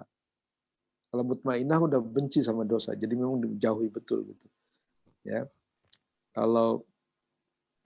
Kalau rodiyah itu rela, dia merela apapun yang ditakdirkan oleh Tuhan kepadanya gitu, dia terima dengan senyumnya. Jadi semua menjadi manis di hadapan dia. Kemudian mardiyah adalah dia bisa menyenangkan Allah gitu. Jadi lebih daripada ingin menyenangkan diri, dia lebih memilih menyenangkan Allah. Kemudian yang kamilah itu ya sudah yang tertinggi lah. Itu sebenarnya ada kaitannya gitu. Jadi misalnya kalau kita masih di tingkat amarah dan lawama itu kita belum bisa menembus alam yang gaib. Tapi kalau sudah mulhamah itu kita sudah mulai diperlihatkan alam-alam gaib. yang sedikit ya, mungkin lapisan awal gitu. Mutmainah bisa lebih lagi, jadi kita bisa mencapai lapisan kedua dari alam gaib dan sebagainya, rodiah sebagainya dan sebagainya. Dan kalau sudah mencapai kalau tidak salah mardia ya, itu kita sudah punya pengetahuan malakuti, malaikat gitu. Ya, seperti itu ya dijelaskan oleh Robert Fraser. Jadi sebaiknya kalau ingin betul-betul ini mendalami, baca buku Robert Fraser ya, Heart, Self, and Soul, dan itu sudah diterjemahkan ke dalam bahasa Indonesia. Oke, yang kerja sosial itu innamal amalu binniyat sebenarnya ya. Tapi kalau misalnya dia bekerja di situ memang mendapat hak, dia mendapatkan berapa persen sebagai itu nggak apa-apa, halal aja. Jadi dulu kan kalau ngajar ngaji itu harus ikhlas, artinya nggak dibayar gitu. Tapi kalau mau dibayar ya asal ada ridho sama ridho nggak apa-apa gitu. Jadi kita harus lebih fleksibel lah ya. Mungkin kalau orang yang punya sih mungkin itu nggak ada harganya, tapi bagi orang nggak punya kan segitu lumayan, dan dia ada hak ya. Misalnya amil ya, wal amilina ya kan, dia memang punya hak gitu. Yang membagi-bagikan zakat itu dia juga mendapat hak dari zakat itu. Jadi tidak apa-apa menurut saya. Ya. Kemudian yang Mas Nuruddin ya, Ibnu Hazm. Ini mungkin harus kita diskusikan satu sesi tersendiri nih Ibnu Hazm ya. Tapi ya sepengetahuan saya, jadi dia dalam perenungannya itu dia menemukan murtiasir rahasia hidup gitu. Jadi mengapa manusia itu bekerja? Itu pekerjaan itu apa? Mengapa manusia beraktivitas gitu? Apa yang sebenarnya dia inginkan gitu? Nah, ternyata setelah digali-gali, dipikir-pikir, direnung-renungkan, sebenarnya ternyata apapun yang dilakukan oleh manusia adalah untuk menghindarkan kecemasan gitu. Ya misalnya untuk menghindarkan kecemasan, cemas menjadi miskin gitu, maka dia bekerja keras gitu. Cemas jadi bodoh gitu, maka dia harus belajar gitu. Cemas menjadi orang hina, maka dia kemudian berjuang untuk mendapatkan kedudukan dan sebagainya gitu. Ya. Tapi sebagai orang agamis dia mengatakan bahwa sebenarnya semua upaya untuk menghilangkan kecemasan itu adalah seperti kita bergantung pada sarang laba-laba. Padahal sarang laba-laba itu sangat lemah gitu. Jadi kecuali kita menggantungkan semua harapannya kepada Allah, maka semuanya tidak akan benar-benar melepaskan kita dari kecemasan. Yang itu yang saya tahu itu ya Mas ya. Dan apakah itu kemudian kaum eksistensialis yang tentu saja datang berikutnya ya. Karena Ibnu Hazm ini dia meninggal kalau tidak salah 1165 ya atau 1145 ya seperti itu. Jadi setelah Al-Ghazali. Jadi itu abad ke-12. Nah, sedangkan kita tahu bahwa Sartre atau Nietzsche dan sebagainya itu lahir pada abad berikutnya. Bahkan Sartre itu baru meninggal 1970 kan. Jadi barangkali dia dipengaruhi oleh Ibnu Hazm, bisa jadi ya. Tapi kan harus ada penelitian penelitian yang seksama dengan situ ya. Dan di barat sudah bisa biasa tuh pertanyaan mengapa manusia bekerja gitu. Apa yang memotivasi manusia bekerja itu macam-macam. Kalau Nietzsche will to power. Jadi kalau Nietzsche menganggap bahwa apapun yang dilakukan manusia ujung-ujungnya ingin kekuasaan gitu. Kalau Darwin kalau nggak salah the survival the struggle for life gitu. Nah, seperti itu. Kalau Sigmund Freud kan itu libido sebenarnya menurutkan keinginan seks gitu. Jadi tema itu menjadi populer gitu. Dan setiap pemikir besar menjadikan itu sebagai dengan cara yang berbeda-beda tentunya, dengan pandangan yang berbeda-beda. Mudah-mudahan bisa menjawabnya. Kemudian yang ini definisi jiwa. Jadi kenapa sih mereka itu berbeda-beda? Jadi di awal saya katakan bahwa tasawuf ini, psikologi dalam tasawuf ini, dia bukan terutama pada kebenaran teoritis ya. Artinya bukan teoritis yang menjadi tujuan utama, tetapi adalah fungsinya untuk mentransformasi jiwa. Jadi pengetahuan psikologis itu sebenarnya bersifat fungsional. Ya, bagaimana cara mentransformasi jiwa. Jadi misalnya ada Allah, itu artinya kan kita harus mendaki ya tingkat-tingkat itu gitu. Jadi karena itu maka kalau tidak ada konsistensi di antara para sufi itu nggak apa-apa, karena pengalaman spiritual itu bersifat personal. Ada sebagian mereka yang dipengaruhi sangat oleh filosof ya. Bahkan Al-Ghazali saya lihat dia sangat dipengaruhi oleh para filosof. Ada yang mungkin tidak gitu. Ada yang hanya fokus kepada Quran ya, seperti Ibnu Hazm yang kemarin itu ya, Ibnu Taimiyah dan Ibnu Qayyim Al-Jauziyah. Jadi tergantung kepada si sufinya sendiri.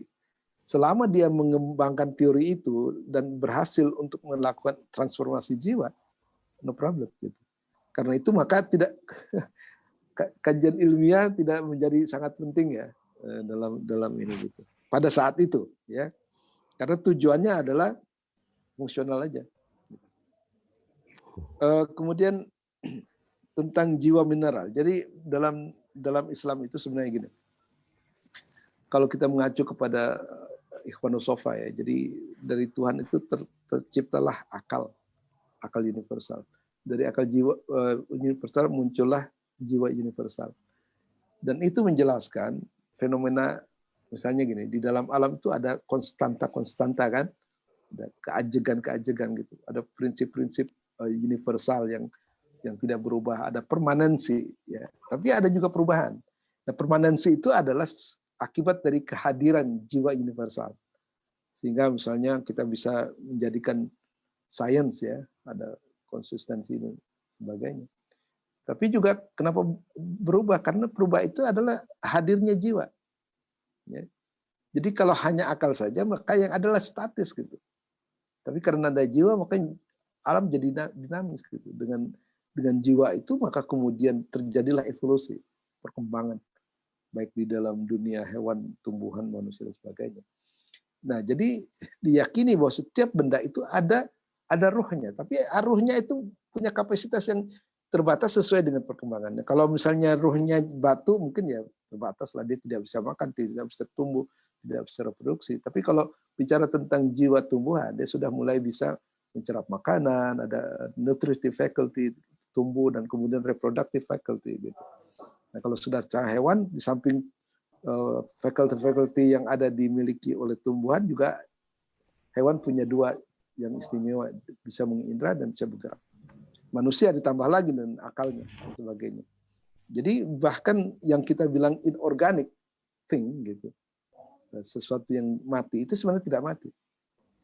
Penjelasannya mudah saja sih, kan kita tahu bahwa segala sesuatu terdiri dari atom, dan kalau kita tahu atom itu selalu ada gerak, ya ada inti yaitu proton atau proton neutron, ada kemudian elektron yang menjadi orbitnya, dan itu selalu bergerak. Nah, setiap yang bergerak itu pasti ada yang menggerakkan dan ada yang digerakkan, ada yang aktif dan ada yang pasif. Nah, bagian yang aktif itu mungkin tidak terlihat, ya, dari atom itu. Tapi itulah jiwa disebutnya, jiwa mineral. Tapi kemudian yang bergerak itu adalah materinya, ya. Jadi ada materi, ada jiwa juga. Apalagi kalau kita bisa bicara pada level tumbuhan, jiwanya itu sudah makin kelihatan, ya. Kata Al-Quran, dengan air yang sama, air comberan yang sama, kami tumbuhkan tumbuh-tumbuhan dengan buah-buahan yang berbeda-beda. Coba ya. Kalau kita hanya percaya pada daya kapiler ya, maka yang disedot air comberan yang keluar di air kelapa comberan juga. Tapi ternyata tidak. Karena pohon kelapa punya jiwa yang mengolah air comberan yang kotor itu menjadi sesuatu yang jenis dan sebagainya. Jadi ada dinamika di situ. Tapi itu adalah kepercayaan kepada jiwa universal ya, dan jiwa partikular. Jadi kalau sudah misal tumbuhan itu jiwa partikular namanya, mineral juga jiwa partikular, manusia juga jiwa partikular. Kalau jiwa universal ya jiwa alam ini. Dan kata Ikhwanus Sofa, jiwa alam ini akan ada akhirnya juga, akan kembali lagi pada Tuhan. Jadilah kiamat misalnya. Oke, kemudian ya saya kira itu ya sudah berarti ya. Oh, kesadaran, tentang kesadaran. yang saya tahu ya, yang dimaksud dengan yang tidak dimiliki oleh yang lain tapi dimiliki oleh manusia adalah self consciousness. Jadi kesadaran diri. Ya, hewan punya kesadaran, tapi kesadaran diri itu belum tentu. Nah, karena dengan kesadaran diri dia akan sadar akan lingkungannya, dia bahkan sadar akan penciptanya. Dan ini yang tidak dimiliki oleh makhluk lain, di makhluk fisik yang lain kecuali manusia. Ya, jadi self consciousness. Ya, sehingga manusia itulah yang mengenal Tuhan, gitu. Mengenal alam dan sebagainya, mengenal dirinya bahkan, ya kan? Nah, itu yang mungkin hanya dimiliki oleh manusia. Tentunya malaikat punya, tapi kan kita bicara tentang makhluk yang ada di bumi ini. Seperti itu, self consciousness, ya kan? Kalau kesadaran saja, kesadaran indrawi misalnya, ya hewan-hewan pada sadar, gitu. Ya. Dan tentu saja kalau menurut para filosof, kemampuan manusia untuk memahami simbol dan berbahasa, sehingga disebut al-hayawanun natiq, makhluk yang bisa bicara. Nah, sekian saja ya, Mas Nurudin. Mungkin ada lagi, An? Baik, Prof Mul. Terima kasih, Prof Mul. Saya akan buka lagi, Prof Mul. Cuma saya sedikit menyampaikan, Prof Mul, kalau tidak salah ada buku ditulis oleh Schumacher. Itu A Guide for the Perplexed. Yang keluar dari kemelut lah. Itu kan yang tadi Prof sampaikan itu tepat sekali, Prof Mul. Jadi yang membedakan kalau hewan hanya kesadaran, kan demikian. Baik, saya akan buka lagi. Silakan Bapak Ibu yang mau melanjutkan pertanyaan, silakan. Masih ada waktu ya, Prof Mul ya. Jadi silakan. Ada. Ya, silakan.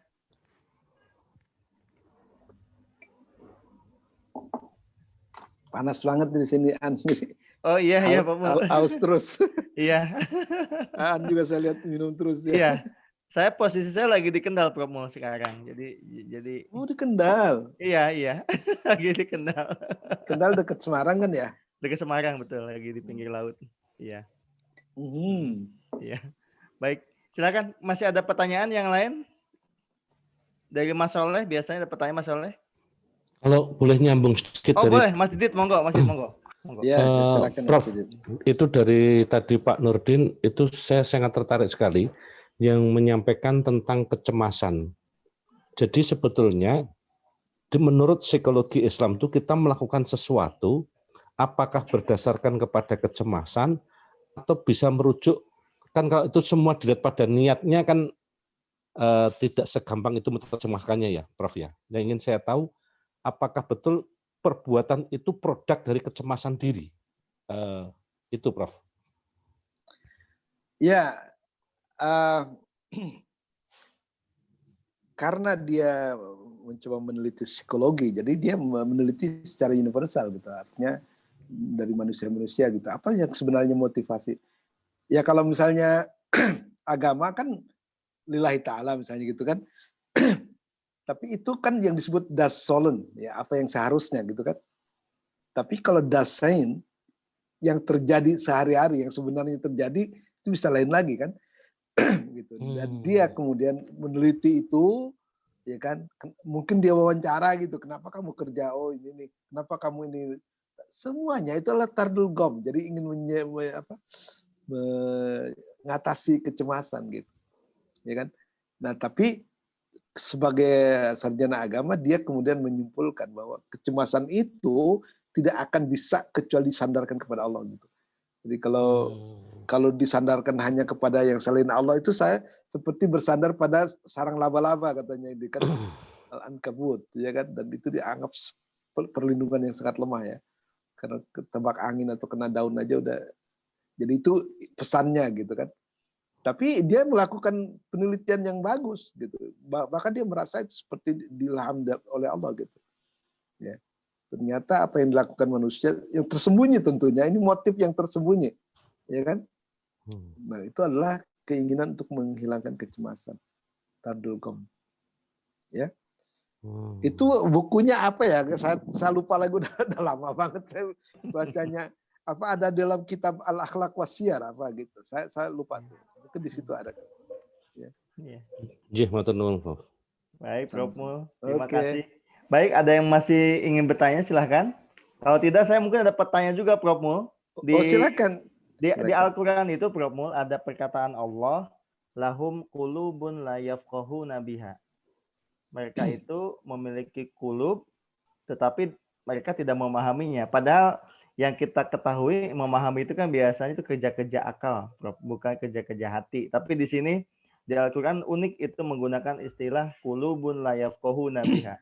Itu mungkin ada relevansinya dengan tadi yang Prof sampaikan lah, dalam artian psikologi sufistik itu bagaimana memahami jiwa, sekaligus juga akal, sekaligus juga hati. Itu barangkali istilah yang, sedangkan kalau di Robert Frege, Prof Mul, kulub itu, kolbun itu kan levelnya level kedua kalau tidak salah. Jadi yang level kedua, ya betul. Jadi yang pertama sodar, yang kedua itu kolab, yang ketiga itu adalah fuad, yang keempat itu lub kalau tidak salah. Jadi lub itu atau albab itu kan level yang paling dalam lah dari hati. Kalau menggunakan Robert Frege gitu. Gimana Prof Mul, tanggapan Prof Mul terkait itu? Ini sebenarnya sudah saya singgung ya kemarin ya tentang kulub itu apa gitu. Jadi di dalam Al-Quran itu saya melihat bahwa kulub itu punya fungsi yang berbeda. Ya, ada fungsi intelektual, ada fungsi intuitif gitu. Ya, jadi kalau fungsi intuitif adalah hati sebagai penerima hidayah, menerima ilham, menerima wahyu, itu juga hati disebutnya. Ya kan?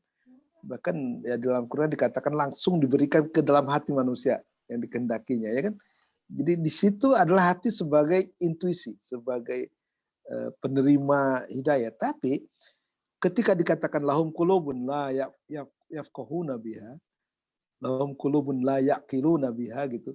Menurut saya di sini kulub itu berfungsi sebagai akal. Oleh karena itu tadi ada dikatakan bahwa kulub itu, kolbun, kalau sudah mencapai tingkat tingginya dia sebut akal, ya kan, ada gitu kan? Nah, jadi menurut saya kolbun ini bisa akal, bisa juga hati dalam arti yang kita pahami sebagai intuisi gitu. Nah, jadi la yafqahuna biha, la yaqiluna biha, la yatafakkuruna biha. Jadi ada fungsi hati yang kemudian bersifat intelektual dan saya menyebutnya itu akalan. Jadi walaupun akal tidak disebut dengan kata benda dalam Al-Quran, tapi dalam kata kerja. Tapi kata kerja, betul. Iya, jadi saya menyimpulkan bahwa itulah yang disebut akal ya, menurut Al-Quran. Tapi kolbun juga asalnya, gitu. Tapi fungsi berbeda. Tadi kan dikatakan kalau jiwa itu sama. Ketika berfungsi ini disebut akal misalnya kan. Oke. Nah, seperti itu. Dan ini sudah saya jelaskan kemarin ya sebenarnya. Baik, Prof. Iya. Prof mau satu lagi Prof sebelum boleh. Mungkin nanti ada yang lain. Boleh. Prof, apakah psikologi sufistik ini sama dengan istilah transpersonal psychology, Prof? Dalam artian dari sisi pengetahuan, Prof ya, gitu. Itu sama tidak? Bisa disamakan tidak? Atau dua disiplin yang beda sebetulnya? Saya tidak tahu ya, tapi kenyataan bahwa Robert Fraser yang mengembangkan Sufi psychology ini, dia juga adalah pendiri transpersonal psychology gitu.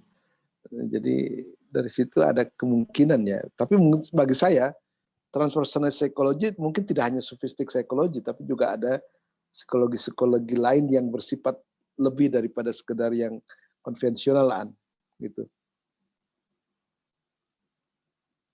Jadi bisa jadi transpersonal psychology. Kalau saya waktu mengajar di Pasca dulu, transpersonal psychology itu ya sufistik psychology gitu. Oke. Tapi mungkin bukan sufi saja kan, bisa juga tradisi spiritual agama lain gitu. Tapi yang jelas dia melampaui egoistic psychology yang dikembangkan oleh Freud dan juga melampaui humanistic psychology yang dikembangkan oleh Abraham Maslow gitu. Jadi dia lebih kepada spiritual gitu. Ya, ini baik Prof. Karena kenapa saya ajukan ini Prof? Karena kan kalau kita lihat mazhab-mazhab di psikologi itu saling berurutan, artinya kan transpersonal psychology itu the new mazhab lah dalam bidang psikologi. Sehingga ketika kita mengkaji psikologi Islam, sesungguhnya lebih mudah masuk Prof. Karena new mazhab psikologi aja sudah mengarah ke sana, yaitu transpersonal psychology. Jadi bukan hal yang harus konfliktual ya kemudian gitu. Enggak.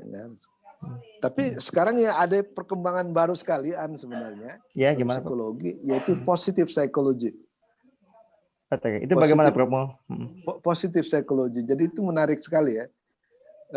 Sebenarnya mungkin kita udah mempraktekkan itu ya. Jadi misalnya bisa mentwist kondisi yang negatif menjadi positif ya. Seperti di dalam autobiografi saya kan katakan kondisi IAIN waktu itu yang dihina, yang itu kan itu kemudian saya balik gitu, jadi tantangan gitu kan. Gitu. Saya ingin buktikan bahwa IAIN tidak serendah itu gitu. Jadi itu kan jadi positif gitu. Padahal itu kan dulu diejek lah istilahnya IAIN itu kan. Dengan sebutan ing-ang, ing-eng gitu kan. Nah, terus kan waktu saya juga katakan di autobiografi, waktu ada orang menjanjikan untuk membuat biografi saya, kemudian dia tiba-tiba hilang gitu. Dan, tentu saja saya kecewa, tapi kecewaan itu kemudian dibalik oleh saya menjadi positif. Kemudian bertanya, kenapa harus bergantung pada orang lain untuk meneruskan riwayat hidup saya sendiri kan? Udah, jadi dari situ ada tenaga positif yang itu. Jadi ceritanya begini, ternyata selama ini psikologi yang dikembangkan di Barat itu bersifat negatif terhadap manusia. Maksudnya gini, negatif itu. Semua psikologi Barat itu diarahkan untuk menyembuhkan penyakit, gitu, penyakit manusia gitu. Jadi psikologi itu berfungsi sebagai terapi gitu, lebih banyaknya gitu. Dan melihat manusia sebagai lemah yang negatif dan sebagainya. Jadi sekarang ini ada gerakan psikologi yang memang mengedepankan sisi positif dari manusia. Ya, istilahnya ada yang pesimis, ada optimis gitu. Optimisnya ada sadness, ada happiness gitu. Jadi itu yang sekarang dikembangkan. Istilahnya positif, Prof. ya. Jadi bukan positif komte itu. Bukan. Positif, ya, sikap yang positif terhadap hidup, ya. Sikap positifis, bukan positivistik, bukan positif psikologi gitu. Dan itu sangat akan psikologi Islam akan sangat membantu ke situ karena dia tidak beranjak dari pesimisme ya. Gitu. Oke, baik. Terima kasih, Prof. Saya makin optimis, Prof. Artinya kalau mau mengembangkan psikologi Islam, mungkin sebagian kawan-kawan di sini kan background-nya psikologi, Prof. Itu mungkin bisa berangkat dari task force psychology atau psikologi positif tadi yang Prof. mau sampaikan sebetulnya. Ya, jadi sebenarnya sudah ada usaha-usaha untuk mengatasi psikologi sekuler itu karena banyak banyak negatifnya lah gitu. Ya. Dan misalnya ada istilah spiritual quotient ya atau spiritual intelligence gitu. Terus ada yang disebut existential. Jadi sudah orang udah mencoba mengatasi nestafa ya yang menimpa psikologi karena diturunkan menjadi benda mati gitu kan. Seperti itu. Tapi ya saya kira Islam akan memberi sumbangan banyak di situ. Menambahkan memberikan catatan. Terima kasih. Monggo. Nanti setelah Mas nanti juga ada Mas Nuruddin ingin menyampaikan juga. Silakan Mas Didit. Setelah ini Mas Nuruddin ya. Itu yang psikologi positif tadi izin menyampaikan Prof. Beberapa bulan yang lalu kami ikut kajian, ada catatan tadi saya cari-cari alhamdulillah ketemu. Jadi ada yang membedakan antara positive thinking, berpikir positif sama positive looking. Waktu itu kita dijelaskan dengan dasar-dasar yang dikutip dari Al-Quran dan hadis, di Islam itu lebih pada positive looking. Sebab kalau positive thinking itu seperti yang salah tapi dicoba dibenarkan. Tapi kalau positive looking itu selalu mencoba melihat sisi baik atas kejadian yang terjadi. Itu aja yang pernah kami dapatkan, Prof. Oke. Baik, Prof. Mul. Nanti mungkin saya lanjut juga ke Mas Didit ya, Prof. Mul ya, sekalian tanggapi, Prof. Mul. Ya, jadi itu saja. Jadi positif psikologi itu mengembangkan aspek-aspek yang diabaikan oleh psikologi tradisional. Di psikologi tradisional sangat fokus kepada bagaimana mengobati mental manusia. Jadi manusia itu dipandang sebagai neurosis gitu kan oleh Freud gitu.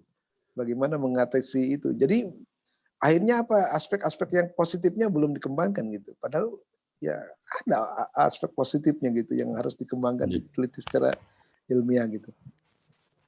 Ya. Ya, betul, Pak Mul. Baik, Mas Nurudin, monggo Mas Nurudin mau disampaikan, Mas Nurudin. Halo Mas, dengaran? Iya, silakan. Ya. Terima kasih Prof Mul, tadi jawaban yang sangat mencerahkan sekali. Saya jadi penasaran, Prof Mul, ini pertanyaan aja apa namanya? Kalau tadi kan perkembangan psikologi sufistik itu sudah berkembang lagi. Saya ingin tanya, kalau misalkan Malik Badri itu apakah masuk psikologi sufistik atau religius atau filosofis? Begitu juga misalkan tadi Al-Atas itu kan kontemporer ya, apakah dia itu masuk sufistik atau religius atau yang filosofis termasuk Hussein Nasr segala, apakah itu, atau mungkin apakah mereka juga tidak bisa digolongkan sebagai peletak psikologi karena tidak secara khusus menyampaikan soal psikologi. Kalau saya melihat Malik Badri itu lebih kepada religius ya, jadi dia memang kuat dasar psikologi modernnya gitu, tapi dia mencari padanannya di dalam, tapi dalam tulisan itu lebih merujuk kepada Quran dan hadis gitu. Tapi dia juga melakukan penelitian terhadap buku apa tuh ya, kalau tidak salah dari Ahmad Sarakhsi kalau nggak salah, itu tentang apa gitu ya, penelitian yang sekarang justru sedang yang sekarang sedang diteliti di Barat gitu. Itu sudah dilakukan oleh Ahmad Sarakhsi, gurunya Al-Kindi gitu. Jadi meneliti gitu juga, kayaknya filosofis juga sih kalau di penelitian itu gitu. Tapi saya memang belum banyak betul mengkaji dia gitu. Tapi ada bukunya tentang kontemplasi atau zikir apa gitu. Jadi kalau saya sih melihatnya dia lebih kepada religius lah ya, daripada filosofis gitu atau sofistik. Tapi penelitiannya menarik itu tentang apa istilahnya gitu ya. Menarik lah, ada bukunya tuh. Dia jelaskan sedikit tentang Ahmad Sarakhsi itu. Ya itu aja Mas. Ya, baik. Kalau Prof yang Al-Atas dan Hussein Nasr, apakah dia bisa dimasukkan dalam psikologi atau bukan? Kalau dia lebih ke Nasr, lebih ke sufi ya. Lebih ke sufi ya.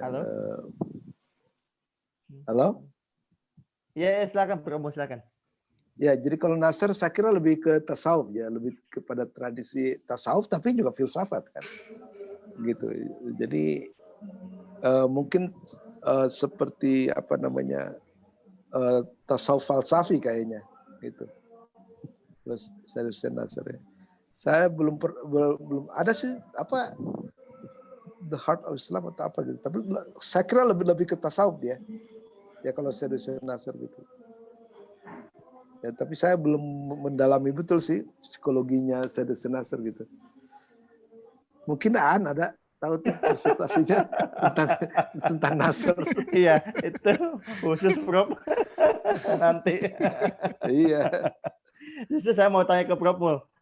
Karena di UIN itu Prof Mul ada kan ahli psikologi Islam, profesor. Itu mungkin kenal Prof Mujib kalau tidak salah. Nah, ini ya saya menemukan ada perbedaan antara Prof Mujib dengan Prof Mul dari sisi psikologi Islam. Karena kalau yang saya lihat Prof Mujib itu memang banyak mencocokkan Prof Mul. Saya nggak mengatakan cocokologi ya Prof Mul, tapi cuma mencocokkan. Misalnya teori behaviorism apa di Islam bagaimana? Itu yang saya lihat. Seperti Maurice Musailism lah. Kira-kira demikian. Itu yang saya tangkap. Makanya iya. Ya mungkin karena tradisi filsafat atau sufisnya kurang begitu ini barangkali ya. Jadi lebih kepada pencarian ayat-ayat dan hadis barangkali yang cocok dengan itu. Tapi bukunya tentang filsafat kepribadian bagus juga.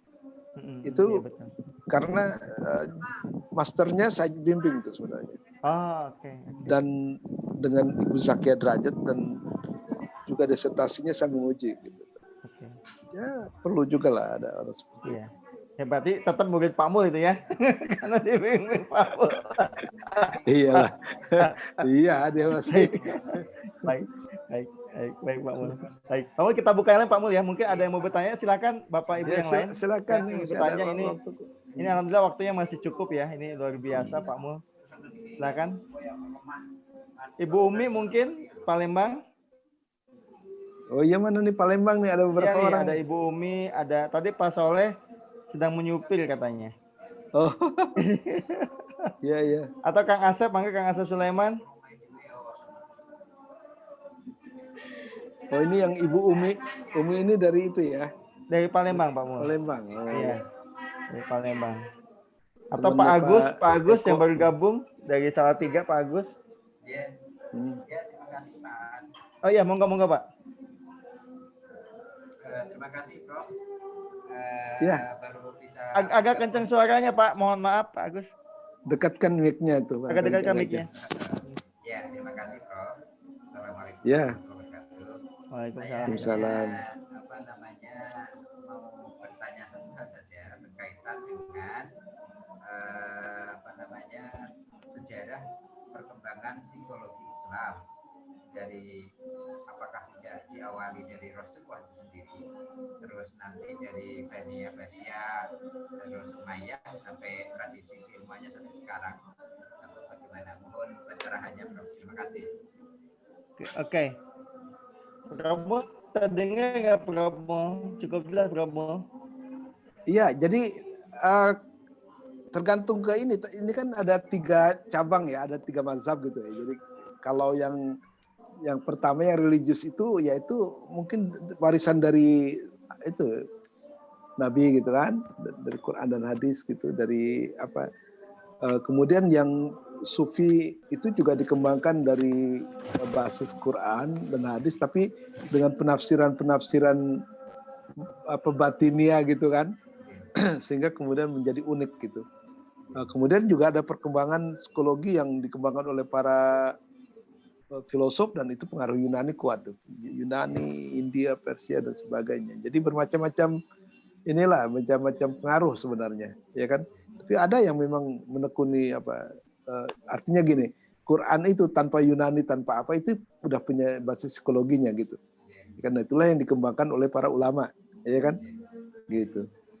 Tapi para ulama sendiri juga bukan orang bodoh, artinya mereka juga mengikuti perkembangannya, tapi tetap mainstreamnya di sana gitu, ya kan. Karena Al-Quran juga banyak sekali menyinggung fenomena psikologi ini gitu, ya kan. Seperti juga kedokteran, ada kedokteran Nabi dan Nabawi dan sebagainya, itu dipadukan kemudian dengan kedokteran Yunani dan India dan sebagainya gitu. Jadi perkembangannya banyak. Tapi kalau yang saya kumpulkan itu umumnya yang dari abad 9 sampai 19 itu ya filosofis gitu, karena saya bidangnya filsafat ya. Seperti itu. Tapi ya oke. Baik, terima kasih Prof. Mul. Ya. Barangkali ada yang ingin lanjut di pertanyaan, silakan. Monggo, masih ada waktu. Ini alhamdulillah Prof. Mul sedang dalam performa juga yang luar biasa, alhamdulillah. Kemarin aduh hampir jatuh saya. Iya, karena terlalu full ya Pak Mul kemarin ya. Iya. Silakan Kang Asep, mungkin Kang Asep. Ini Kang Asep Sulaiman. Oh iya, saya mungkin perlu umumkan Prof. Mul, beberapa teman yang ada di kelas ini yang mau membeli buku Prof. Mul, itu sudah masuk ke saya datanya. Nanti saya Rabu depan saya akan sampaikan ke Prof. Mul nama-nama sekaligus ya list-listnya Prof. Mul ya. Boleh. Jadi sudah alhamdulillah sudah beberapa yang pesan. Atau Prof. Mul, monggo Prof. Mul, masih ada yang mau disampaikan Prof. Mul? Sebelum nanti kita sudahi, kalau memang sudah tidak ada yang bertanya lagi. Saya kira nanti kita reserve aja untuk minggu depan. Oke, baik. Ya, kita konsentrasi pada psikologi filosofis ya, secara skematik dulu, baru kemudian secara mendalam pada pertemuan yang berikutnya. Baik. Ya, saya kira kalau sudah nggak ada pertanyaan ya kita bisa akhiri sampai di sini. Baik. Terakhir, Prof. Oh iya, Kang Dedi. Silakan Kang Dedi, silakan. Iya. Maaf kalau pertanyaannya ini cetek gitu ya. Nggak apa-apa. Karena background saya itu ulumul Quran. Ya, oke. Nah, bagaimana ini Prof? implementasi tasawuf itu sendiri sebagai psikoterapi dalam ininya. Itu aja, Pak.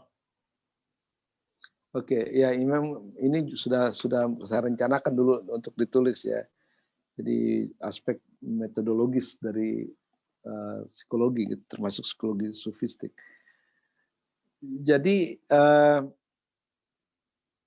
saya belum pelajari betul, tapi dari praktek seharian saya gitu, itu saya merasakan implementasinya psikologi sufi ini menarik sekali ya. Misalnya ya konsep-konsep yang dibawakan oleh tasawuf ya, tawakal misalnya gitu kan. Kemudian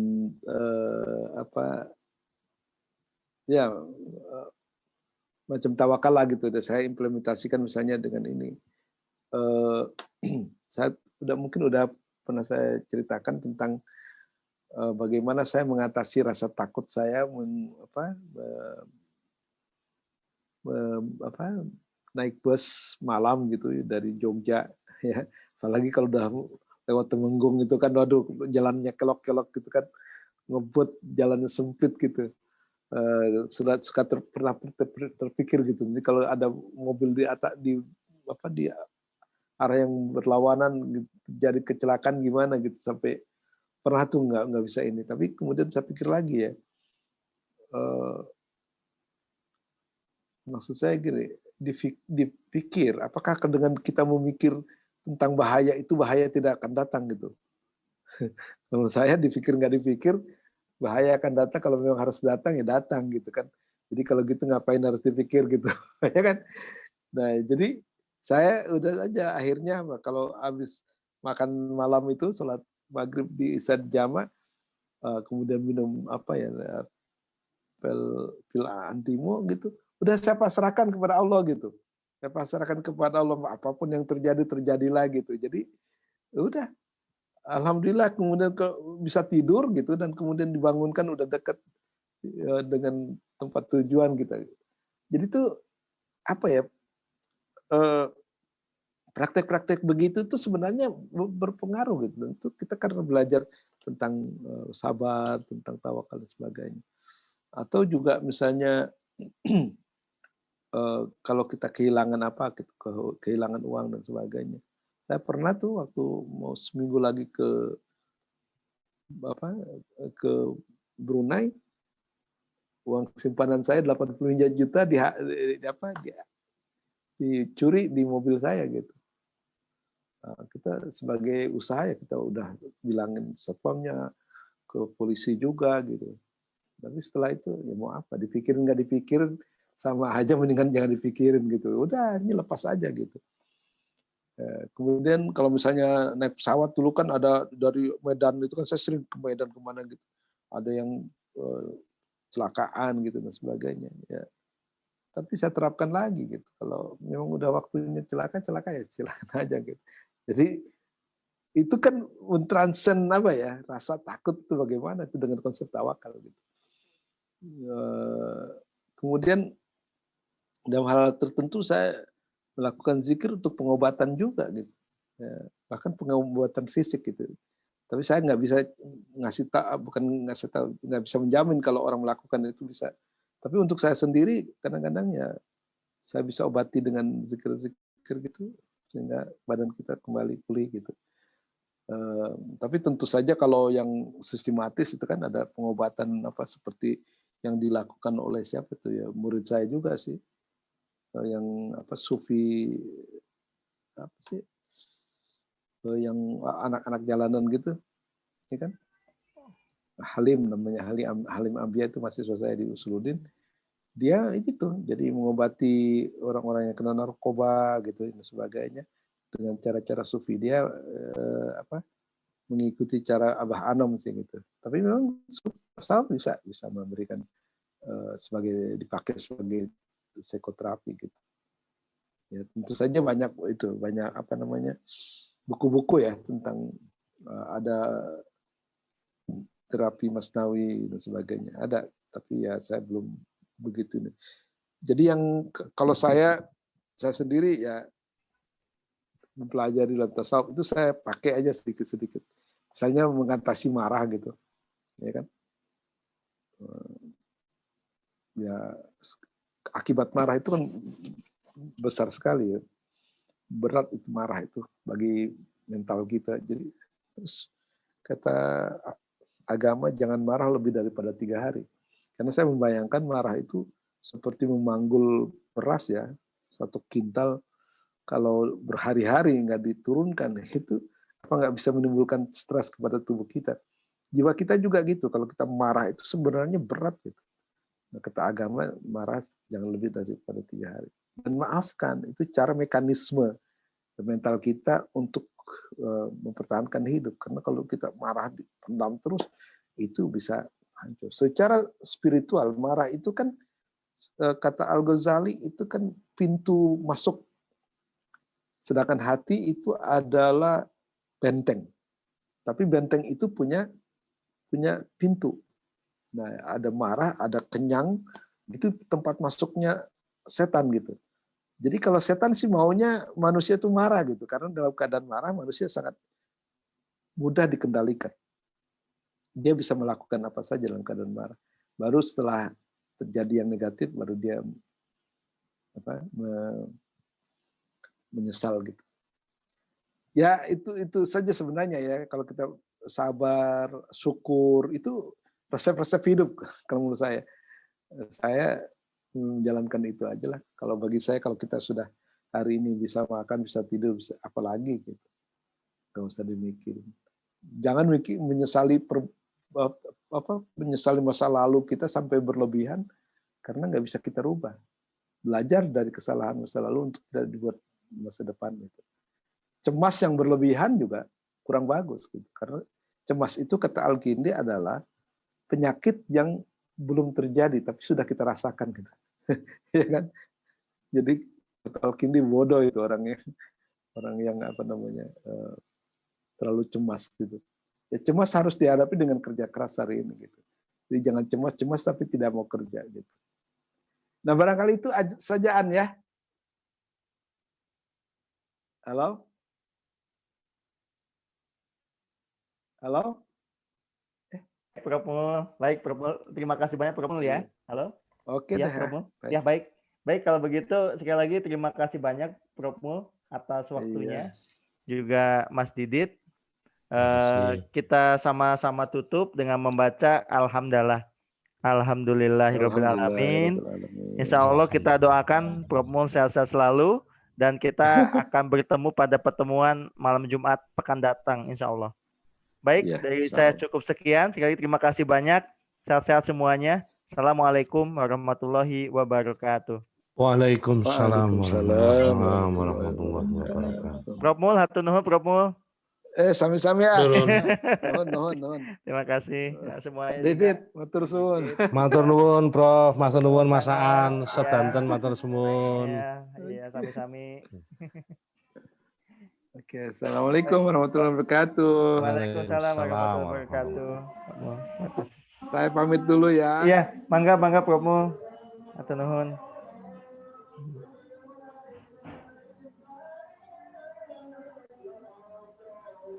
Ya, hatur nuhun Prof Mul.